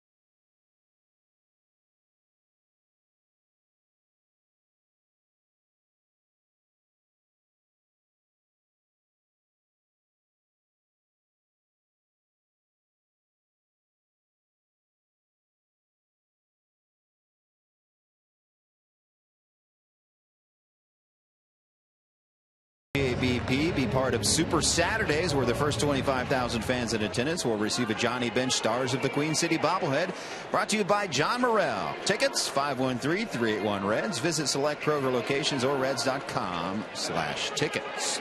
Zach Cozart, second straight night not in the starting lineup. And kind of puzzled by it are the Reds training staff, because in Chicago he seemed like he was getting over that wrist problem. In fact, his last time up he had that game-tying hit. But yesterday after batting practice, that wrist just gave him trouble, so much so that they scratched him from the lineup. And they were hoping that he made progress today, and that just did not happen. And kind of scratching their head, because when a player comes back from an injury and then kind of reoccurs without anything happening in a game, they're kind of looking at it and trying to figure out what's going on in there. But they do say they don't believe it's going to be a disabled list situation. He is in fact day-to-day. All right, James, thank you very much. Billy Hamilton again strikes the ball with pretty good authority, but for the second straight time he lines out 2 in a row to the left fielder. Marlon Byrd is struck out and drawn a walk.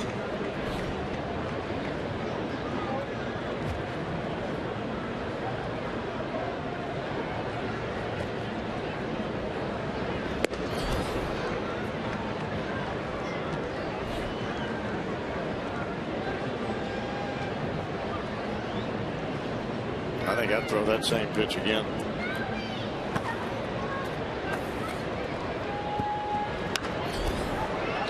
Which he did. Another high fastball. That one at 97 miles per hour. And it has taken a total of 4 pitches to retire the first 2 batters in this Reds 5th inning. This is starting to look very similar to the game last night. You see where that ball is, and that tells you how hard the ball is coming to the plate. We see it with Chapman with his velocity. Hitters trying to start early, trying to guess down in the zone, and then swinging through the high pitches. Reds are doing that against Foltynewicz here tonight. And that's what I mean by starting to look eerily reminiscent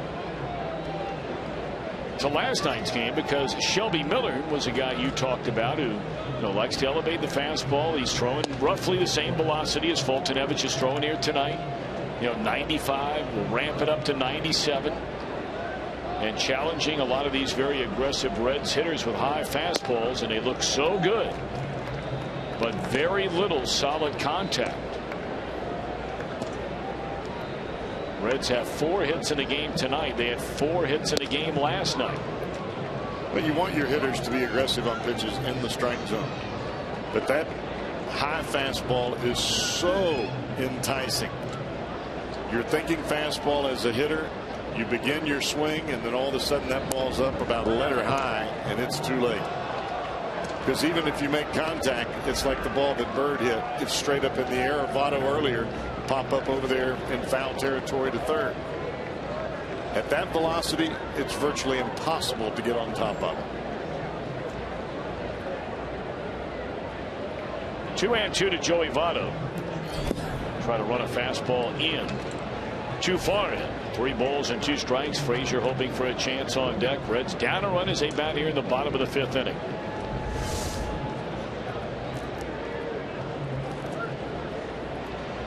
And right through the wickets to the home plate umpire Sam Holbrook.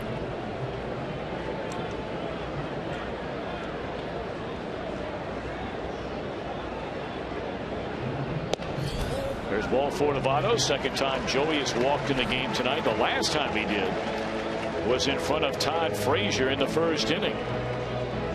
With a guy like Foltynewicz and the way that he is effectively wild, you really don't know if he's going to throw one right down the middle, if it's going to be head high, or if he's going to hit you in the neck. It makes it tough for a hitter to try to dial in on anything.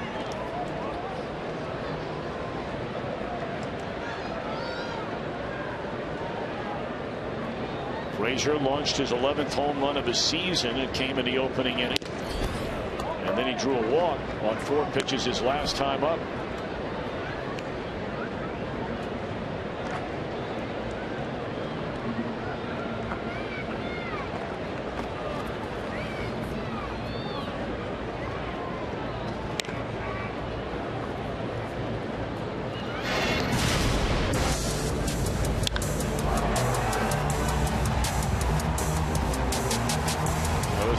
RBI tied his 11th of the year, which ties him for the National League lead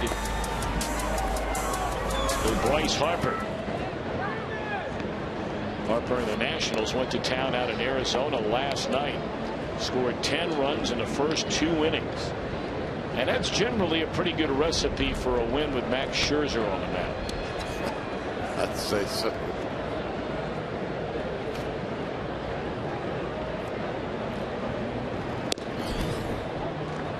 Throw him a fastball, missed. Breaking ball for a strike. Fastball, missed. 2-1 to Frazier.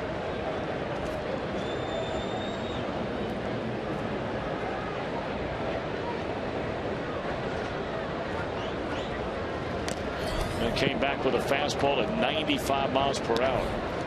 Tell you what, this guy's impressive with his sustained velocity. We talk all the time about, well, what's a guy hit on the radar screen? That is frequently very different from where he pitches during the game. Foltynewicz has been pitching pretty much at 95 the entire game, and there's a wicked breaking ball that'll put away Frazier and the Reds. We're on our way to the 6th. Still Atlanta in front by a run.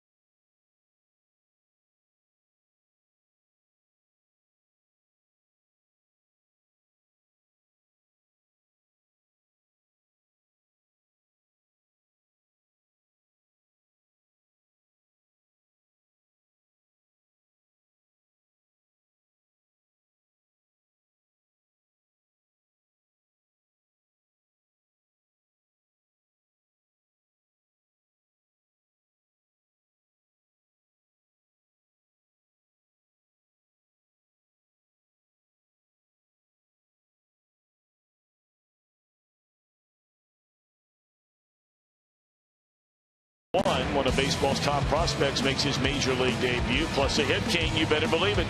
Pete Rose back in studio to break down the entire night on the diamond. And don't forget, Game 5, Cavaliers v. Bulls. Flip over to Fox Sports Live on Fox Sports 1 after the game.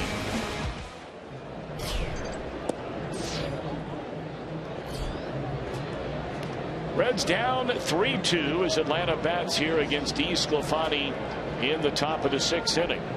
Anthony trying to get through this inning as he starts his frame with 91 pitches and now at 93.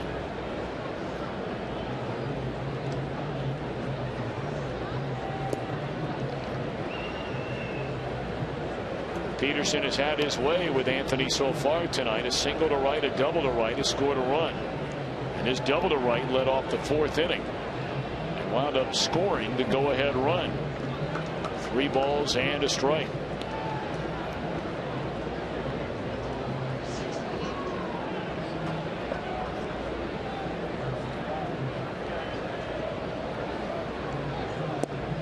The Reds have action for the first time tonight in their bullpen. Out beyond the left center field wall.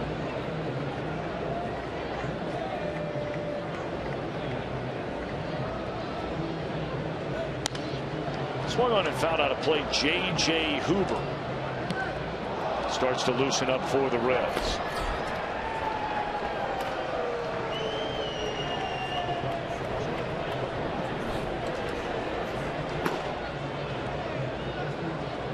Three-two on Peterson.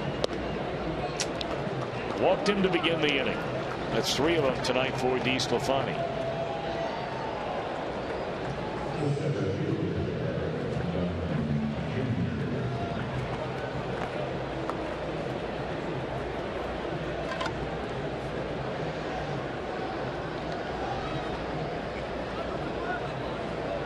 Eric Young Jr. has struck out and lined out softly to the shortstop Negron. 0 for 2. Runner goes. And nobody was covering second base.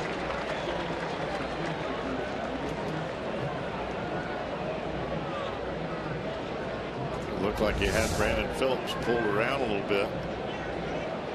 I think that's Negron's bag, and he just didn't get there.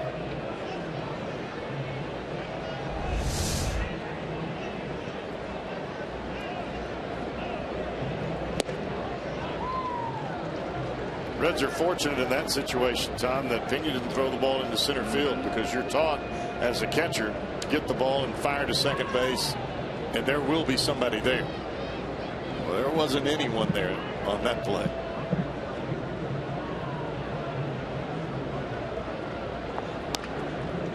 DeSclafani will play to first. So that basically give away stolen base. And you don't know if they'd have thrown him out anyway, but you never gave yourself a chance. So then they go ahead and put down a bunt, which is very, very odd considering Fultonevich is coming up behind the number 8 hitter.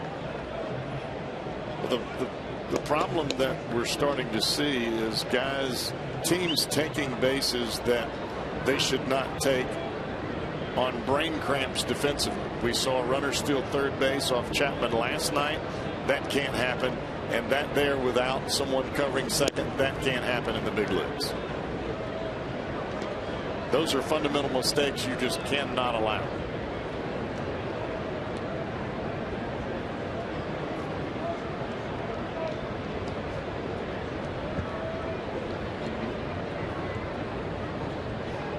Now Fultonevich with a 1-0 count. Right at Brandon Phillips. The runner will stay put at third, 2 out.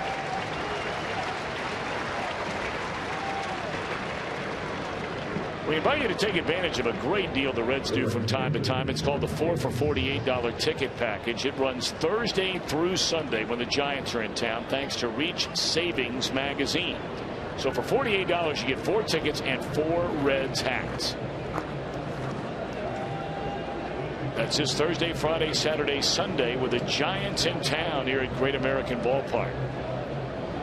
All right, the last time Markakis stepped to the plate with 2 out and a runner in scoring position. He knocked in the go-ahead run with a double to right. He's 2 for 3 in the game. With a run batted in, he has Peterson at third. Atlanta already with a 1-run lead.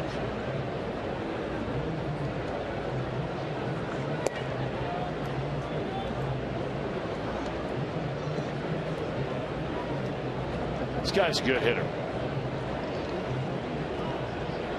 We rarely ever got to see him much, of course, over in the American League, but he is a nice player. 1-1 pitch. Strike 2. For the most part, he swings at strikes. Does not overswing, trying to do too much. Tries to keep the bat on a level plane, and he shoots the ball to all parts of the field. Career .290 hitter in the major leagues. And you see he hits when it counts, or at least the chances that he gets to hit when it counts. Breaking ball in the dirt. You look over his career, he only spent 2.5 years in the minor leagues. Really a year and a half. And since coming to the big league, season averages every year, and he played virtually almost every game the first 7 years in his major league career. He got hurt in 2012. Then came back the last 2 years to play in 160 and 155 games. Swing and a miss, and that'll end the inning. So DeSclafani, 6 innings of 3-run baseball. His offense needs to get to work.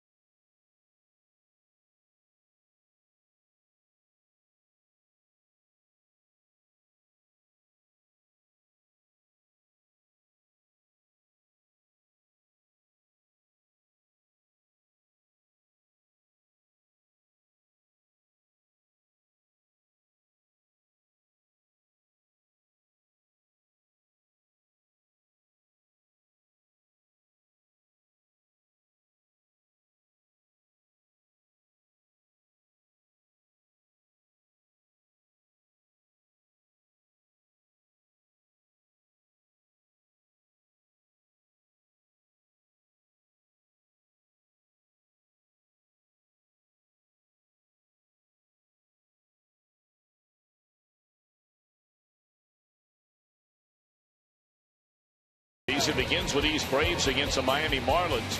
And then in the Central, the Pirates and the Cubs. Coverage begins 1 Eastern on your home for baseball every Saturday. Fox Sports 1 and streaming live on Fox Sports Go. Reds offense needs to go. They've been held in check to 4 base hits. 3 of those came in the first 2 innings.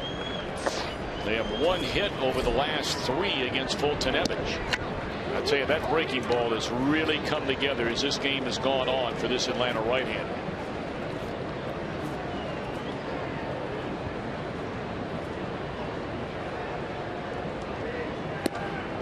When you look at the numbers for either pitcher, there has not been 1 clean inning for either Fultonevich or DeSclafani.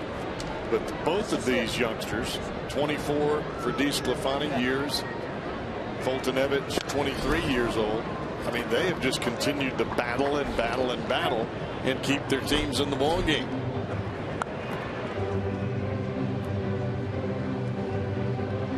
Probably safe to assume, although we'll see.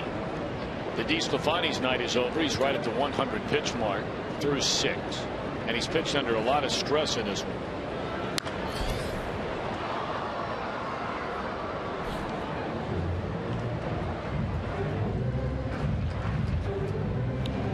He is at 108 pitches in the game, and he's sitting down there with pitching coach Jeff Pico talking about it. I think J.J. Hoover is about to come into the ball game.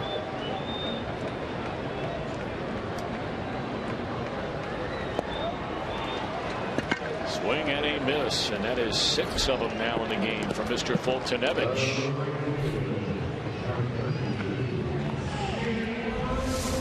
Watch the curveball here. We did not see that in start number 1. And what that tells me is that the youngster Fultonevich is starting to relax a little bit, letting his hand get through the baseball, not squeezing it so tight. That's not a good sign for the Redlegs.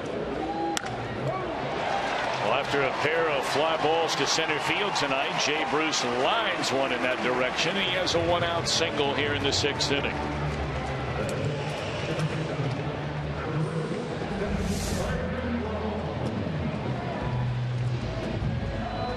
Fastball up and out. Well, that's right where Jay likes it.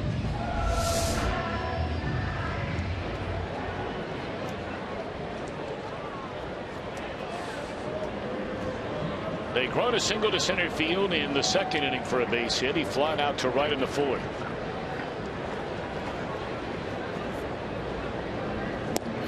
And there's that big high leg kick coming to the plate that the Reds took full advantage of, stealing 5 bases against a combination of Fultonevich and Pierzynski, the catcher in Atlanta, nearly a couple of weeks ago. Not a single stolen base in the game tonight. Went back with a slide step, and now he's ahead 0-2. So, you know, on multiple fronts for Fultonevich, you give him a lot of credit. I know a lot of times Reds fans, the hometown team fans, don't want to hear it. But when you look at areas where the first time you saw this team a week and a half ago, you had defects, you have turned those into strengths here 10 days later. Well, this is all at this level. Baseball in the major leagues is always a game of adjustments, especially in this day and age of all of the media and all of the things that you see, whether it be videotape, statistical analysis. If you don't continue to adjust as a player, you will fall behind, and someone below you will take your job.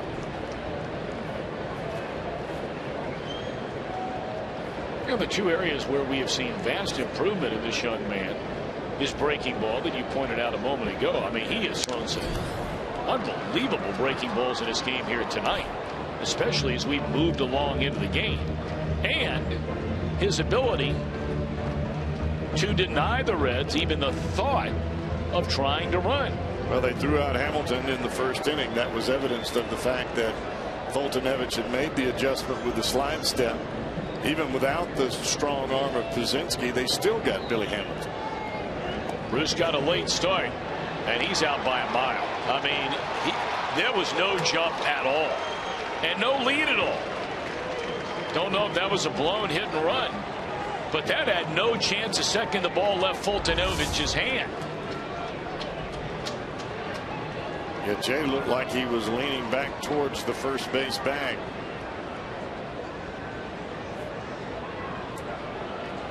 And by him not looking back towards the hitter, that would tell you that's a straight steal. And that's the inning. We go to the 7th. The Reds are down 3-2.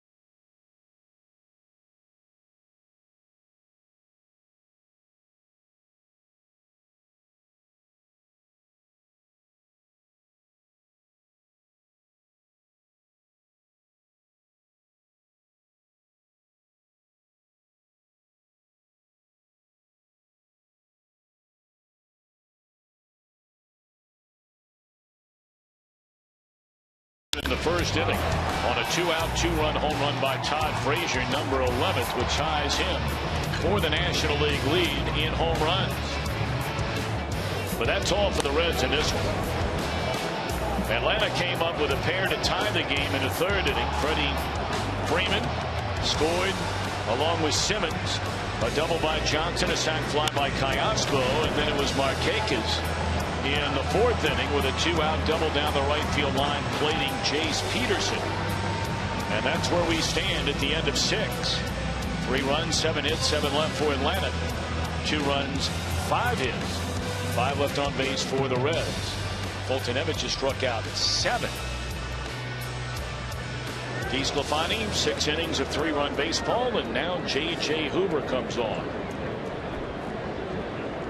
You're really in a spot now in your bullpen where you've got to hold the game right where it's at.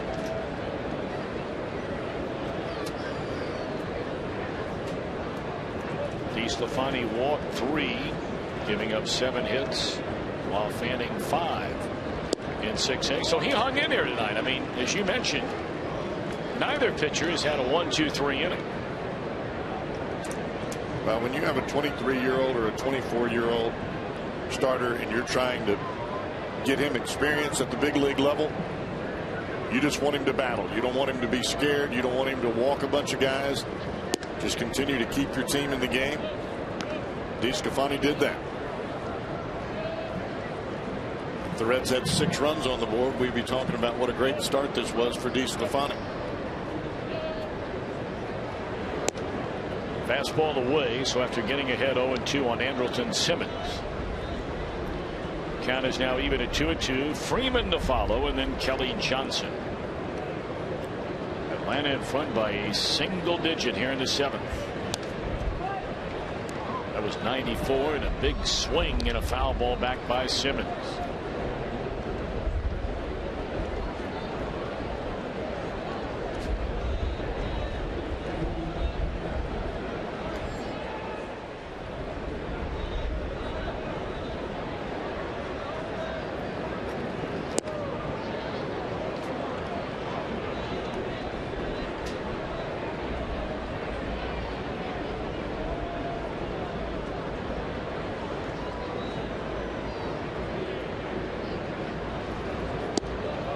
That's a nasty breaking ball there by J.J.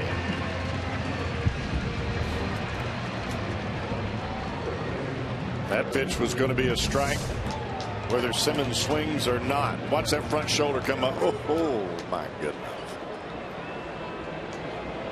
You see the shoulder come open. I mean, he is left with nothing to hit with. That's like swinging a sword.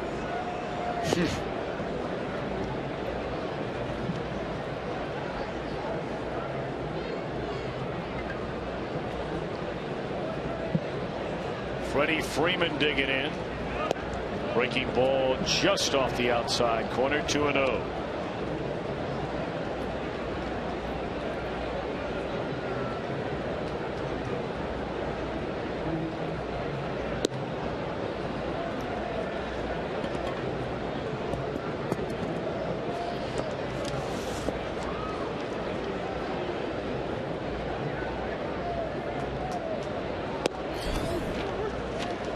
Three balls and a strike. Last time we saw JJ was on Sunday, 2/3 of an inning in Chicago, a walk and a strikeout. And JJ is one of the guys in the bullpen who actually had a very good road trip. He pitched in 5 games. That was more than anybody else on the team. 4 1/3 innings. He only allowed 1 hit, only 1 walk, did not allow a run. So, you know, look,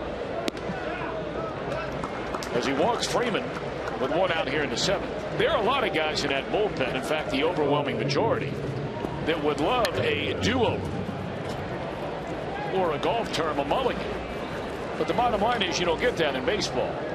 So the only thing you can do is just keep plowing forward and stay focused on what's in front of you, and I guess try to forget what's happened back behind you. I mean, what good's it going to do to look back on it? Forget about tomorrow, concentrate on today. And so for Hoover, he's at least starting to move in a very positive direction. That's one thing you can build off of. You start to have a little bit of incremental success, gives you some confidence. You don't worry so much when runners get aboard. You just make your pitches because you feel like you know you're going to get out of the inning.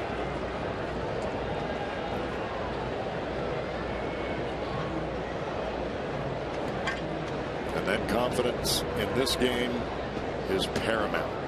You know, really, that goes back even further for J.J. Hoover. Although there is trouble starting here in this inning. After a walk, now a single to Kelly Johnson. Many of us remember that 16-10 Reds win in Milwaukee. That's a game where the Reds hit 2 grand slams. The 2 teams combined for 3 grand slams. Fastball up and away. Kelly Johnson can handle that pitch. Got to get the ball down to that left-handed hitter. So now it's Alberto Callaspo with 2 on and 1 out. And there's a strike. Stay right down there. You know, just to finish that thought about that game, Hoover gave up 4 runs in that game. I mean, the Brewers got back in the game against the Reds bullpen. But his ERA in his other 12 outings so far this year is 0.71. Here's a fly ball to right center that Bruce will run down on the warning track. Freddie Freeman does not tag up.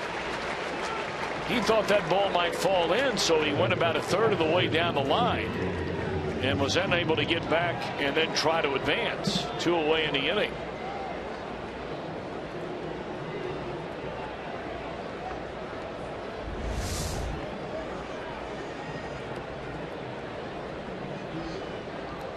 I used to argue about this play incessantly from a base running standpoint with a third base coach who I'll remain nameless, and I'm not trying to imply for any fraction of a second that I know anywhere close to the same amount of baseball as this particular coach did.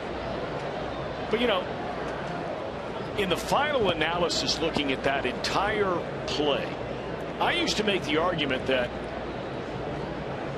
I would rather have a guy standing at third base, even if the ball falls in for a hit and you can't score, with 1 out in the inning, then 2 outs and a runner at second as Phillips picks up the play and throws out Pierzynski, ending the inning. Nice recovery there by J.J. Reds are coming to bat in the bottom of the 7th, still down just a single run.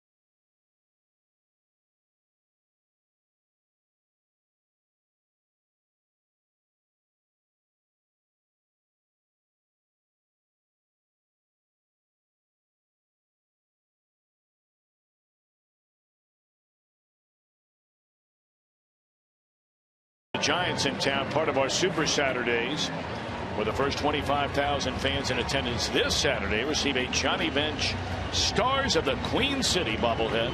That's presented by John Morrell. Call 381-REDS. Visit select Kroger locations or log on to reds.com/tickets. Eric Young Jr. lifted in favor of the defensive-minded Cameron Maybin. That is the only change for the Braves. They're going to stay with this rock-solid performance from their rookie right-hander, Mike Foltynewicz. He has struck out 7. He has walked 4. He's only allowed 2 runs on just 5 base hits. And he's in uncharted territory as far as his big league appearances go. Pitched solely in relief with the Astros. He's had a couple of starts with the Braves, this being his 3rd. 5 innings against the Reds, 5 1/3 against the Phillies, and now he's here in the 7th. And he is very much in the Kia driver's seat so far. And that is a base hit into right center field off the bat of Brian Pena. And for Pena, his 2nd hit in 3 at-bats. He had a double up the first base line in the 4th inning. Now, see, here is a situation for a manager of a team that is struggling offensively, Cowboy. I mean, you're really struggling, and you struggled all year long batting with runners in scoring position. And I only bring this up because you wonder, does Brian Pena, running the way he runs at first, but do you think about bunting? Now, a lot of managers say it's automatic. They're going to bunt right here. That's the only reason Cozart is coming to the plate to pinch hit, is to bunt. I don't think there's any chance he's going to swing the bat. Or he'd be in a lineup tonight.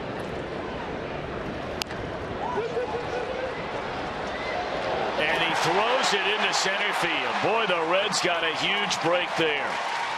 Because if there was ever a force out laying right on the table, it was there for Foltynewicz, and his throw went awry.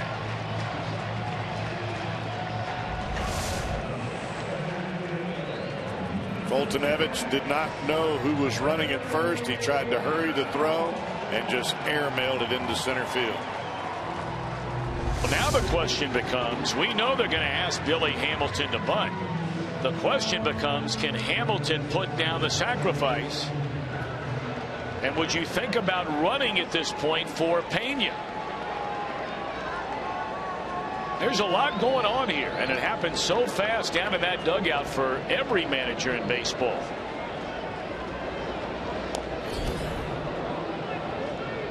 Billy Hamilton failed and failed miserably on Sunday with the potential go-ahead run at second and nobody out against the White Sox, and that was not a good sacrifice attempt on the first pitch in this at-bat. Fundamentally here, you have to stay in the box and bunt the ball hard at the third baseman, Cayaspo.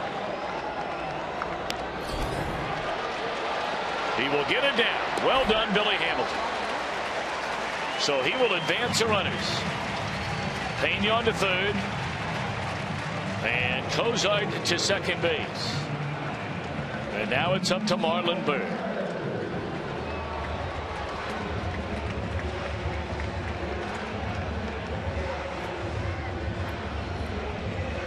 Lay off the high heater. Make Foltynewicz get the ball down in the strike zone. Foltynewicz has gone up, up, up, and up again with Byrd. You may remember Marlon was ahead in the count, 3 balls and no strikes in the first inning. And Foltynewicz wound up striking him out. He walked him into third, went back to that high fastball in the 5th, and got Byrd to foul out to the catcher Pierzynski. Tying run at third. Go ahead run at second. Down the right field line. Will it stay fair near the corner? No, it's a foul ball.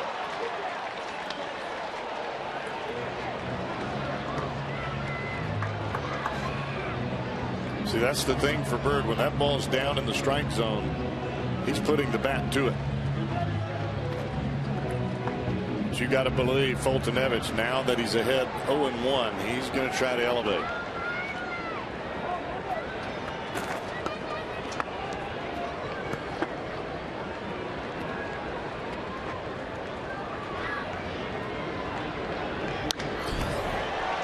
This one is playable and will bring in the tying run. Markakis a catch. He'll launch it from right field, but nowhere near in time. And Byrd ties the game at 3 with a sac fly.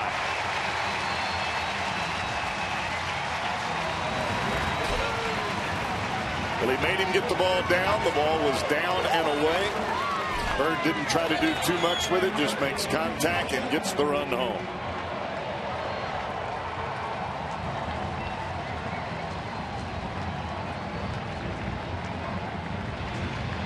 The only left-hander in the Atlanta bullpen is Luis Avilan, and he will be summoned to replace Foltynewicz, whose throwing error in this inning has allowed the Reds to tie the game.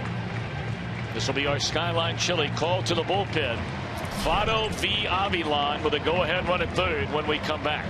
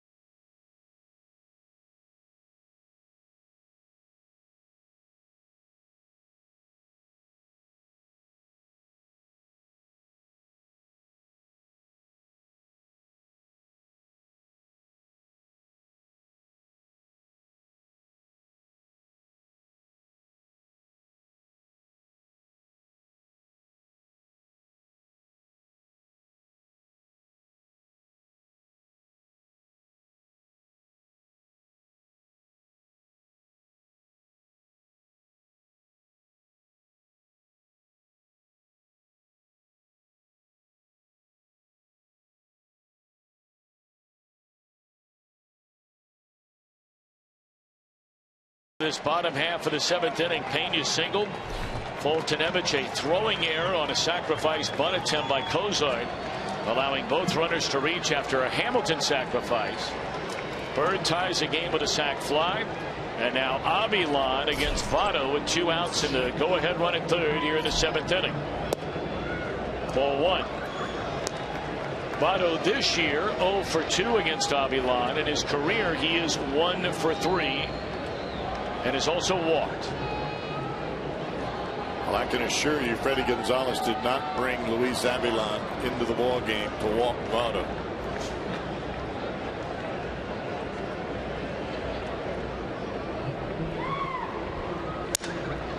Well, he just sawed him off there. Shattered back. And a roller to the shortstop will end the inning. But the good news is the Reds have tied the game. We're on our way to the 8th in a 3-3 contest.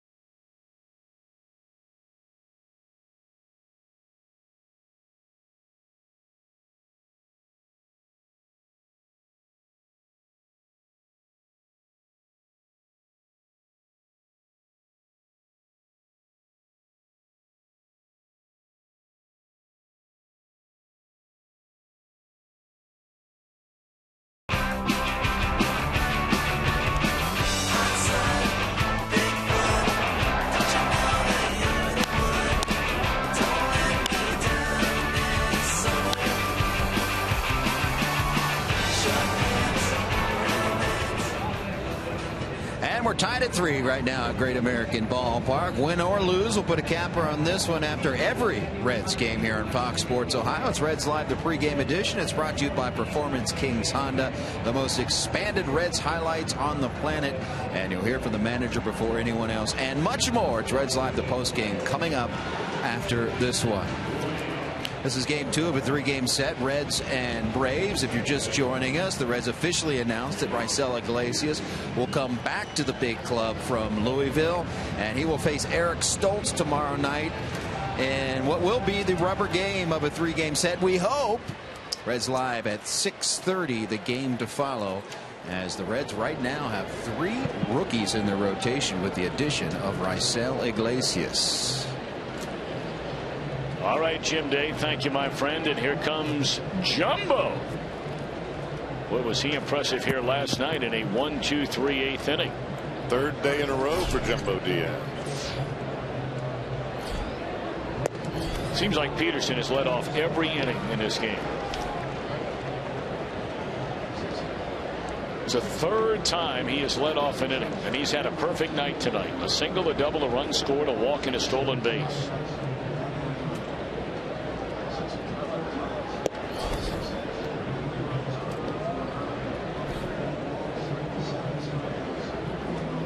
They made a scoring decision change in between innings for those of you interested in that kind of thing. On the ball that was bunted by Cozart, it was originally ruled a sacrifice and then a throwing error by the pitcher, which allowed Cozart to reach base safely. Take that away. It has scored a fielder's choice and a throwing error by the pitcher. So 2 of the 3 runs against Foltynewicz are earned.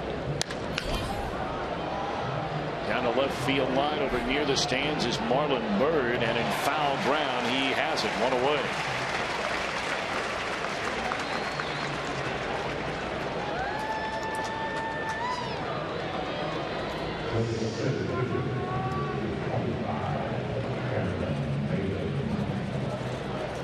Cameron Maybin will bat for the first time tonight.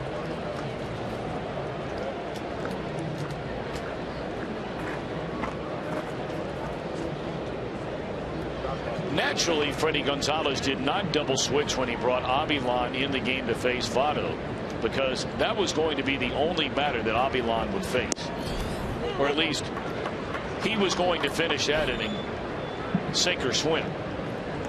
So they did not double switch for him, which means that Freddie can choose anybody he'd like off that entire bench. And right now, moving out into the on-deck circle was one of the heroes for the Braves last night in Phil Gosselin. You know, in the ball game, we talked about this last night. 2 days ago, Diaz pitched in Chicago. Looked like he was falling off to the first base side every time. He made a better adjustment last night, coming straight to the plate. And now the third day in a row, it's even better than that. Right at Jay Bruce in right field, 2 out. Maybe Jumbo Diaz is one of those types of pitchers that needs a lot of work. Well, you've been talking about that for years.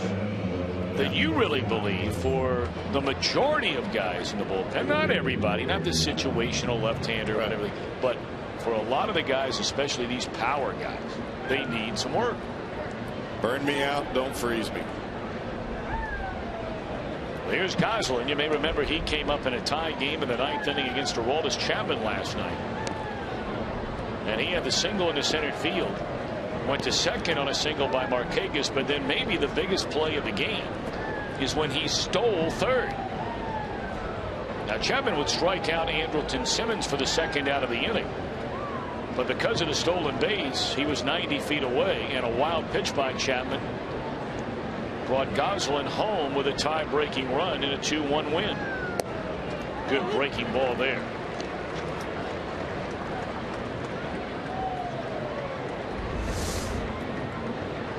See this breaking ball, Diaz coming straight to the plate. You don't see any fall to the first base side at all. As a matter of fact, his finish is the hop towards the plate. The entire Reds infield went 3 steps towards the dugout when that ball hit the catcher's mitt.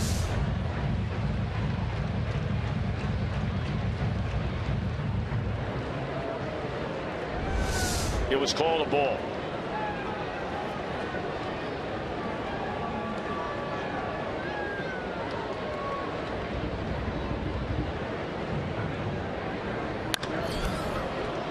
Now this ball smoked down the right field line into the corner. And Gosselin pulls up with a double. I tell you, that is one area where the Braves have been fantastic this year.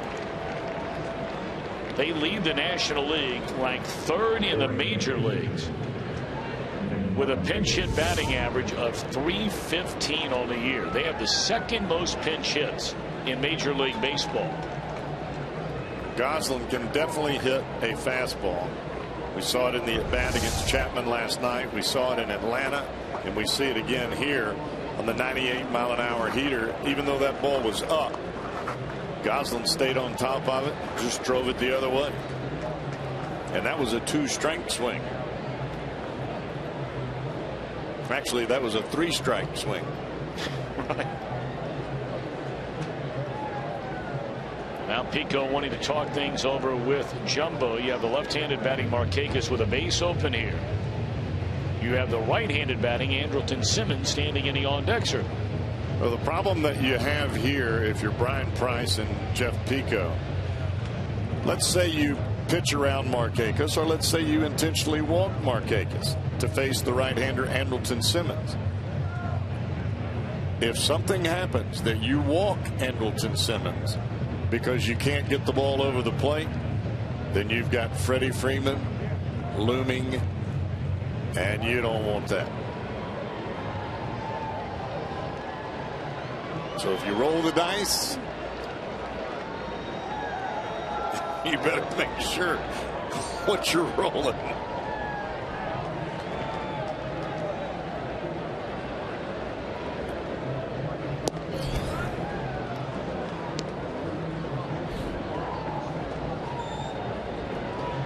Well, they're pitching to Markakis at least to start the at-bat. They miss with a fastball away from him. Markakis tonight 2 of 4, knocked in a run with a double in the 4th inning. Another fastball, or off speed actually that time. Well, changeup looked like it tailed away from the left-handed batter. That was a pretty good pitch. And after falling behind 2-0, they're going to go in and intentionally walk him.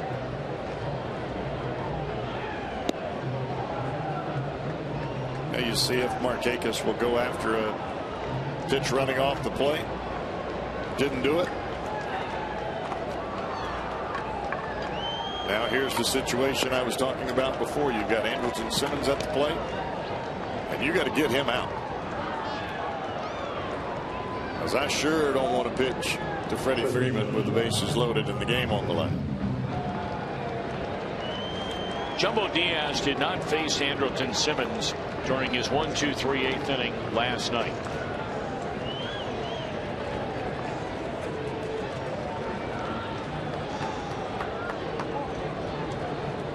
The Atlanta Braves lead the major leagues with a .310 batting average with runners in scoring position. With 2 outs, they are second in the National League. Ball 1 on Simmons. 1 of 4, singled and scored back in the 3rd.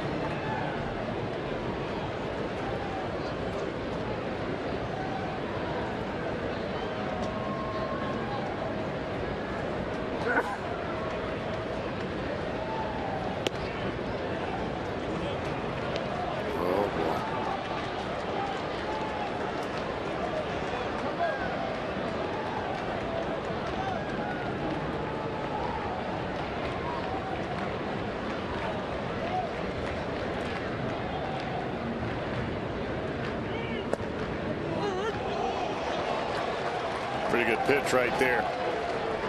That's a confidence pitch for any pitcher. 2-0 breaking ball, and he puts it right there.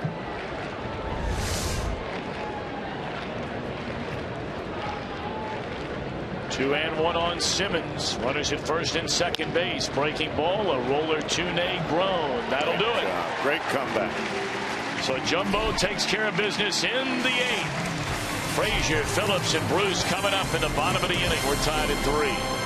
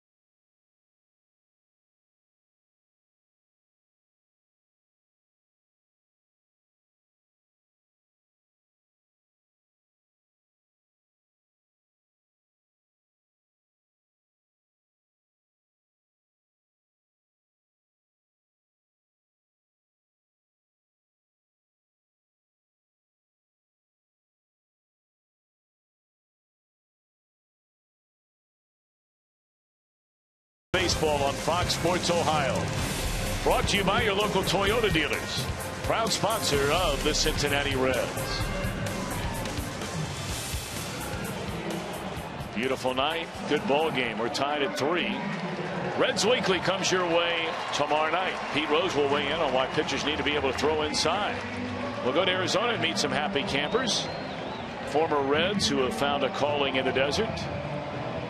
Todd Frazier getting some good-natured ribbing for his success as a Little League champion. Jeff Piccolo, Doug Flynn.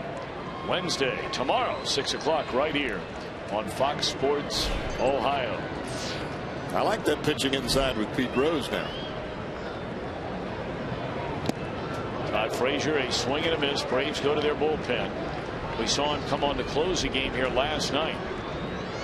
Former Baltimore Orioles stopper. And boy, he was a good one for the Orioles, Jim Johnson. Quickly ahead of Frazier at 0-2. How about a little conversation, Bob Gibson and Pete Rose talking about pitching inside? I might go for pay-per-view on that one. Oh, yeah. That'd be good stuff. They're both good talkers. No doubt. Bob Gibson used to tell us when I was with the Cardinals, you got to have one side of the plate. It needs to be the one closest to the batter.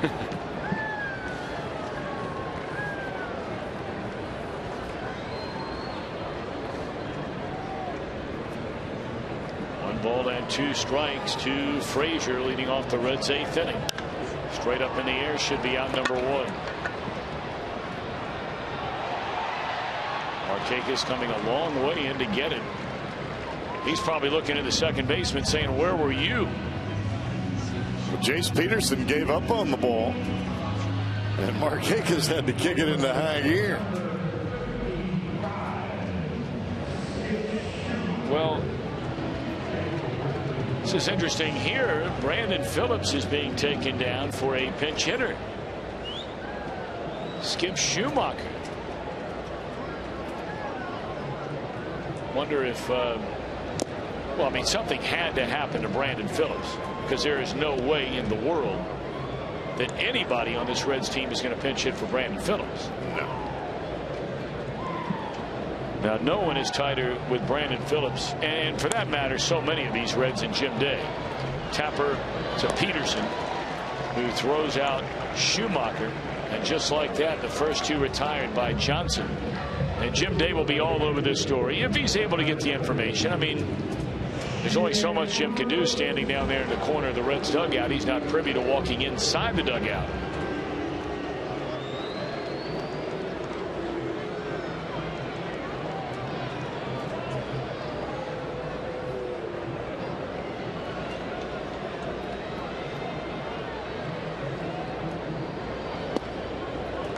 Jay Bruce, a fly ball to center in the 2nd, the fly ball to center in the 4th, the single in the center, thrown out stealing in the 6th.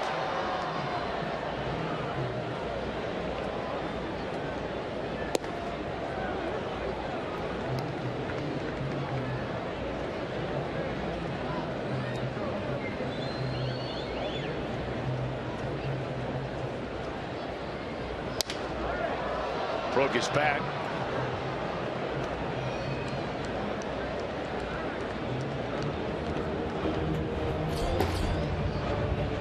Aroldis Chapman cranking it up in the bullpen. If the Reds can't score with 2 outs and nobody on here in the 8th inning, this will be the 3rd game in a row Chapman will come into a tie game.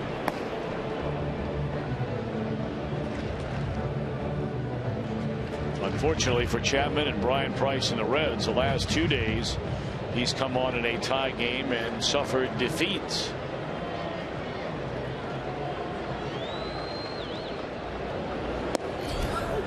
That's a fastball right down the middle of the plate, and the inning is over. We go to the 9th. Braves and the Reds are tied at 3.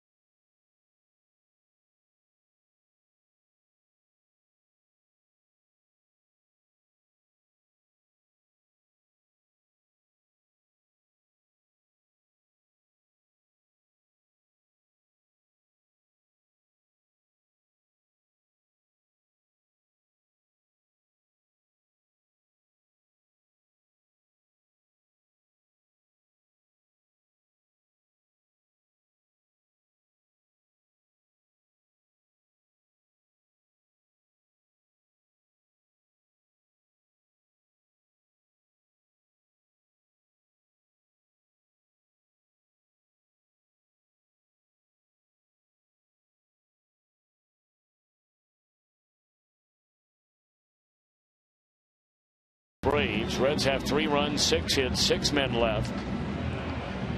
A pair of changes for the Reds defensively. Schumacher, after batting in place of Brandon Phillips a moment ago, stays in a game to play second. And taking over on the mound, he had not allowed a run the entire year before getting beat Sunday in Chicago. He had not allowed a run in Cincinnati since August of last year until last night when he suffered the loss. His left-hander Aroldis Chapman.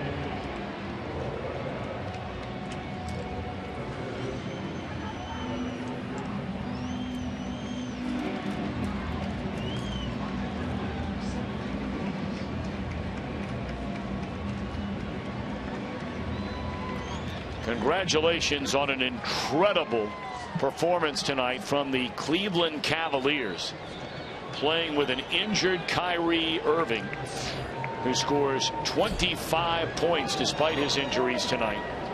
But LeBron James again the man. They're already missing Kevin Love, and the Cavaliers win it tonight to go up 3-2 in the best of 7 over Chicago. Strike 1 to Freddie Freeman. And LeBron James is incredible, isn't he? No doubt about it. Just incredible. Ultimate team player. Slider away from Freeman. 1 ball and 1 strike.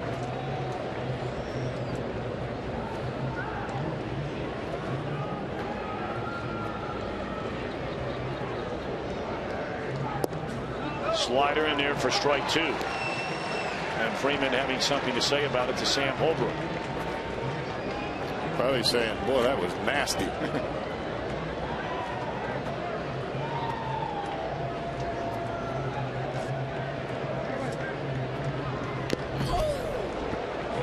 Barely getting a piece on a 100-mile-per-hour fastball is Freeman. Part of the order against Chapman here in the 9th. Kelly Johnson to follow, and then Alberto Callaspo.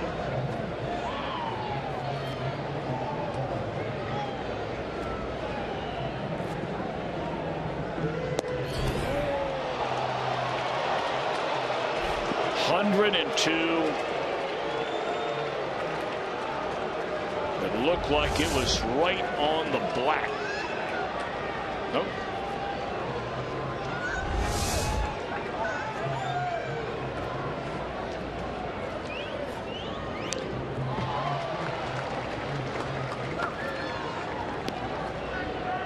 This Freeman will battle you now.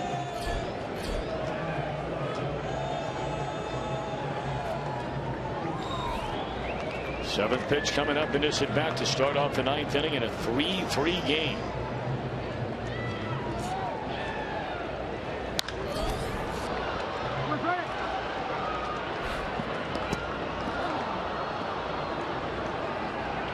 I think it says a lot about Freddie Freeman, his ability, his character, the way that he approaches the game. The Braves didn't even think about moving him as they moved the rest of their outfield, their closer. Straight up into the air and playable, it looks like. For Pena, it is 1 out.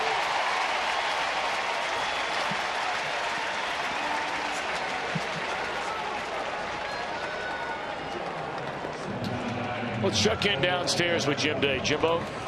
Well, Tom, Brandon Phillips has been dealing with a toe issue, and it's something that he's trying to not put very much weight on it. But at the end of the 8th inning there on that 6-4 play, I believe he came up a little lame on that toe, and I believe he's going off for x-rays. So hopefully it's nothing that is a long-term problem, but it is a toe issue, which can be very, very troublesome sometimes. Told you Jim Day be all over it. So thank you very much, James. And 1 out in the inning. Johnny Gomes will come up and bat for Kelly Johnson.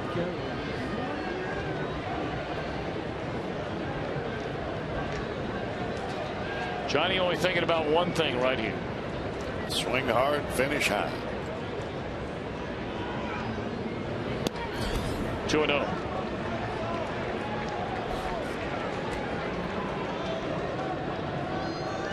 Cardinals finish off the Indians 8-3 the final there. Lance Lynn getting the victory for St. Louis.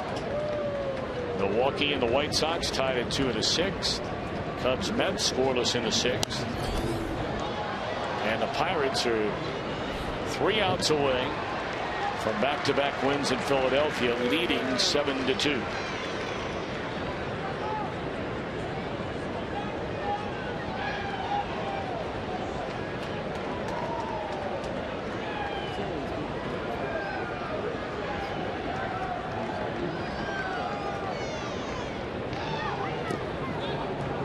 Slider for ball 3. 3 balls and a strike on Johnny Gomes.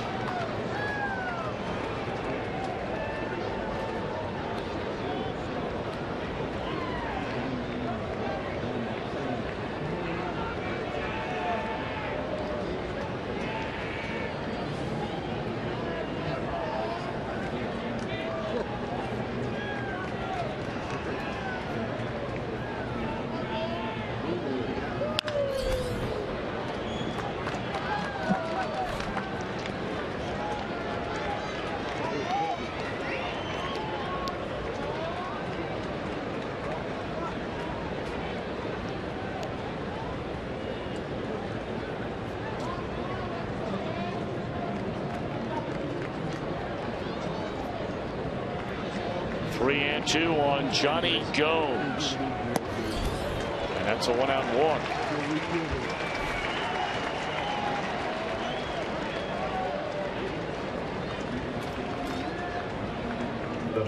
Alberto Callaspo is a switch hitter. 0 for 3 tonight at a sac fly run batted in the 3rd. Reds got a 2-run home run by Frazier in the opening inning. Atlanta tied the game on 3 straight hits and a fly ball in the 3rd.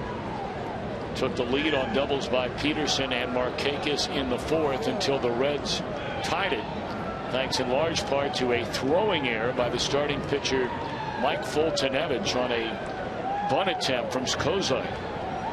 Threw the ball to center field. Reds wound up tying the game with an unearned run.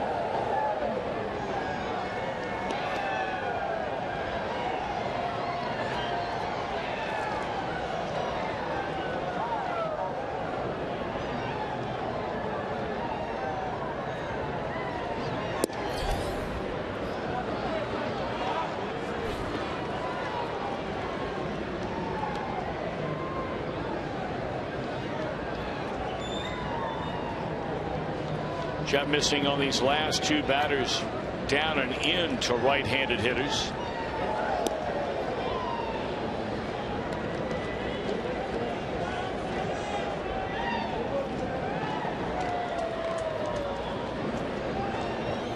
You know, it's interesting what the Braves did last night with that stolen base by Gosling.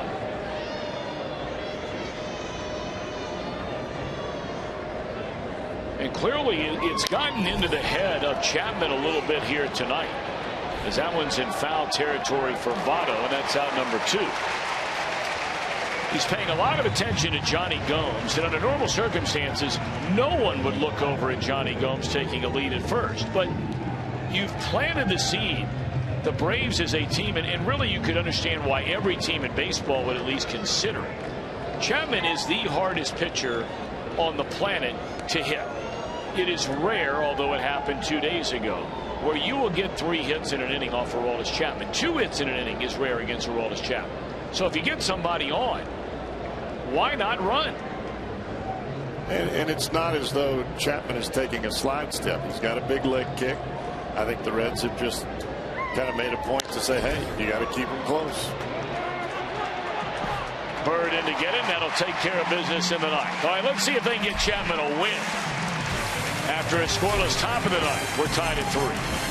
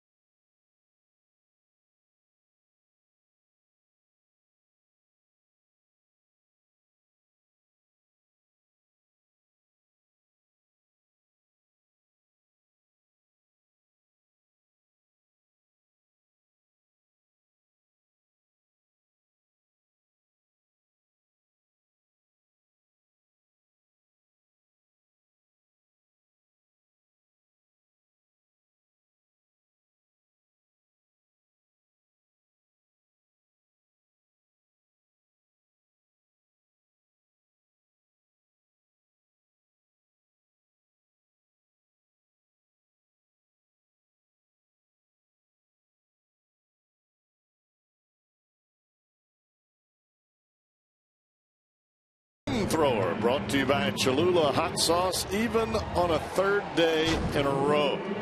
Aroldis Chapman, check it out. 101.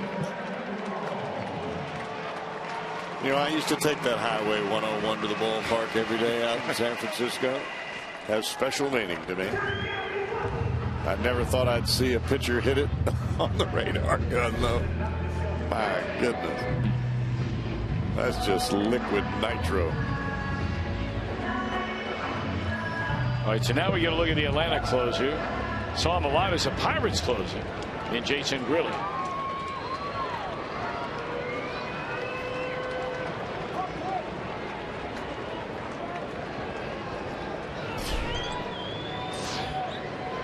Ladder third in the batting order. Negron, Pena, and a pinch hitter for Aroldis Chapman.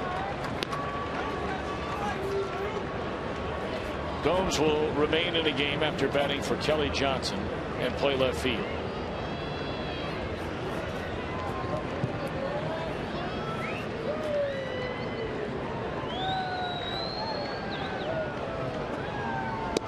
If you're wondering about bats remaining on the Reds bench, you have a switch hitter in Barnhart. You have Devin Mesoraco from the right side.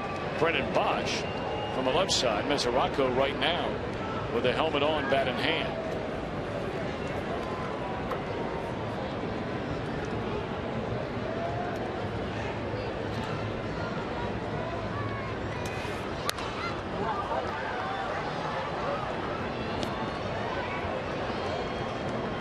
Brennan Bosch on that last road trip, it was 10 games, 11 days.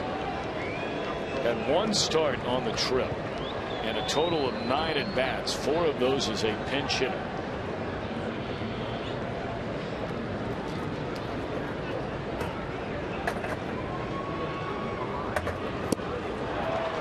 One out.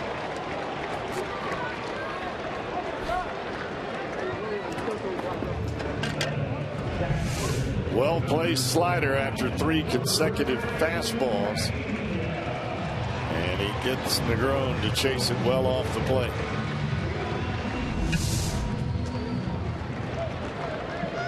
Ryan Pena's had a good night. He flied out to center in the second inning. He has since doubled up the right field line. He singled to begin that 7th inning and wound up scoring the tying run on the sac fly by Marlon Byrd.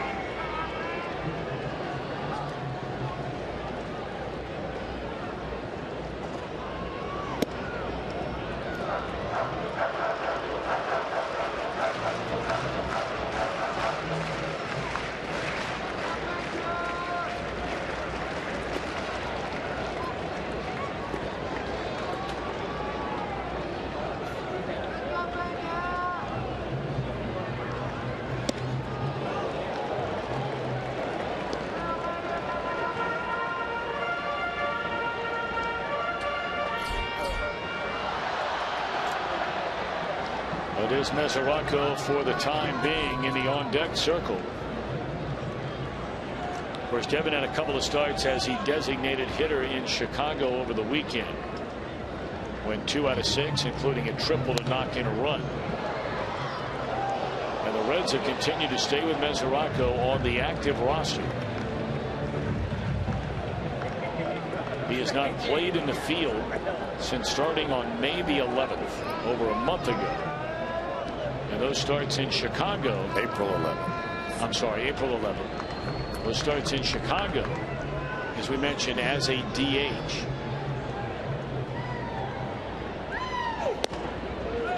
Two and two.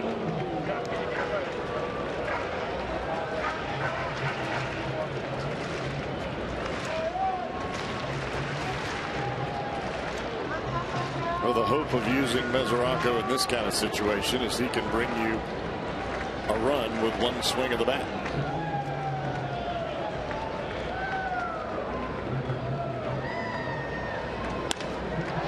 Pena has a hit for a third straight at bat. And he is the winning run at first base. Boy, what a lift he's given his team again this year. Did the same thing for him all of last year. Backdoor breaking ball. Pena just hooks it to the right center field side.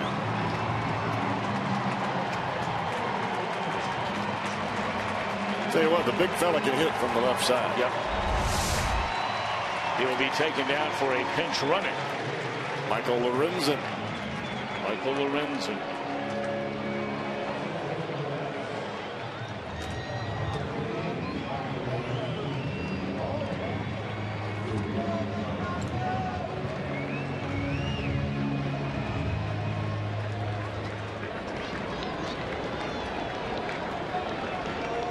So here's Devin.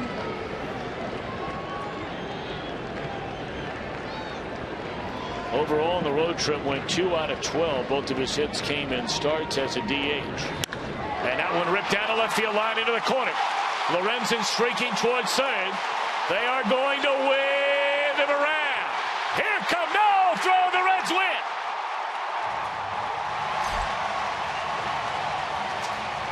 Kid can run a little bit, can he?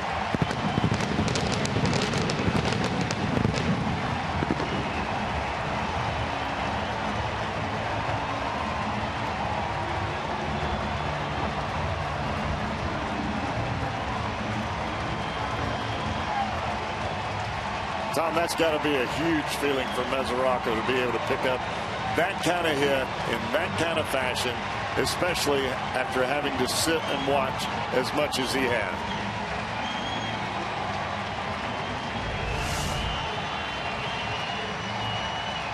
First pitch swinging on a fastball, runs back over the plate.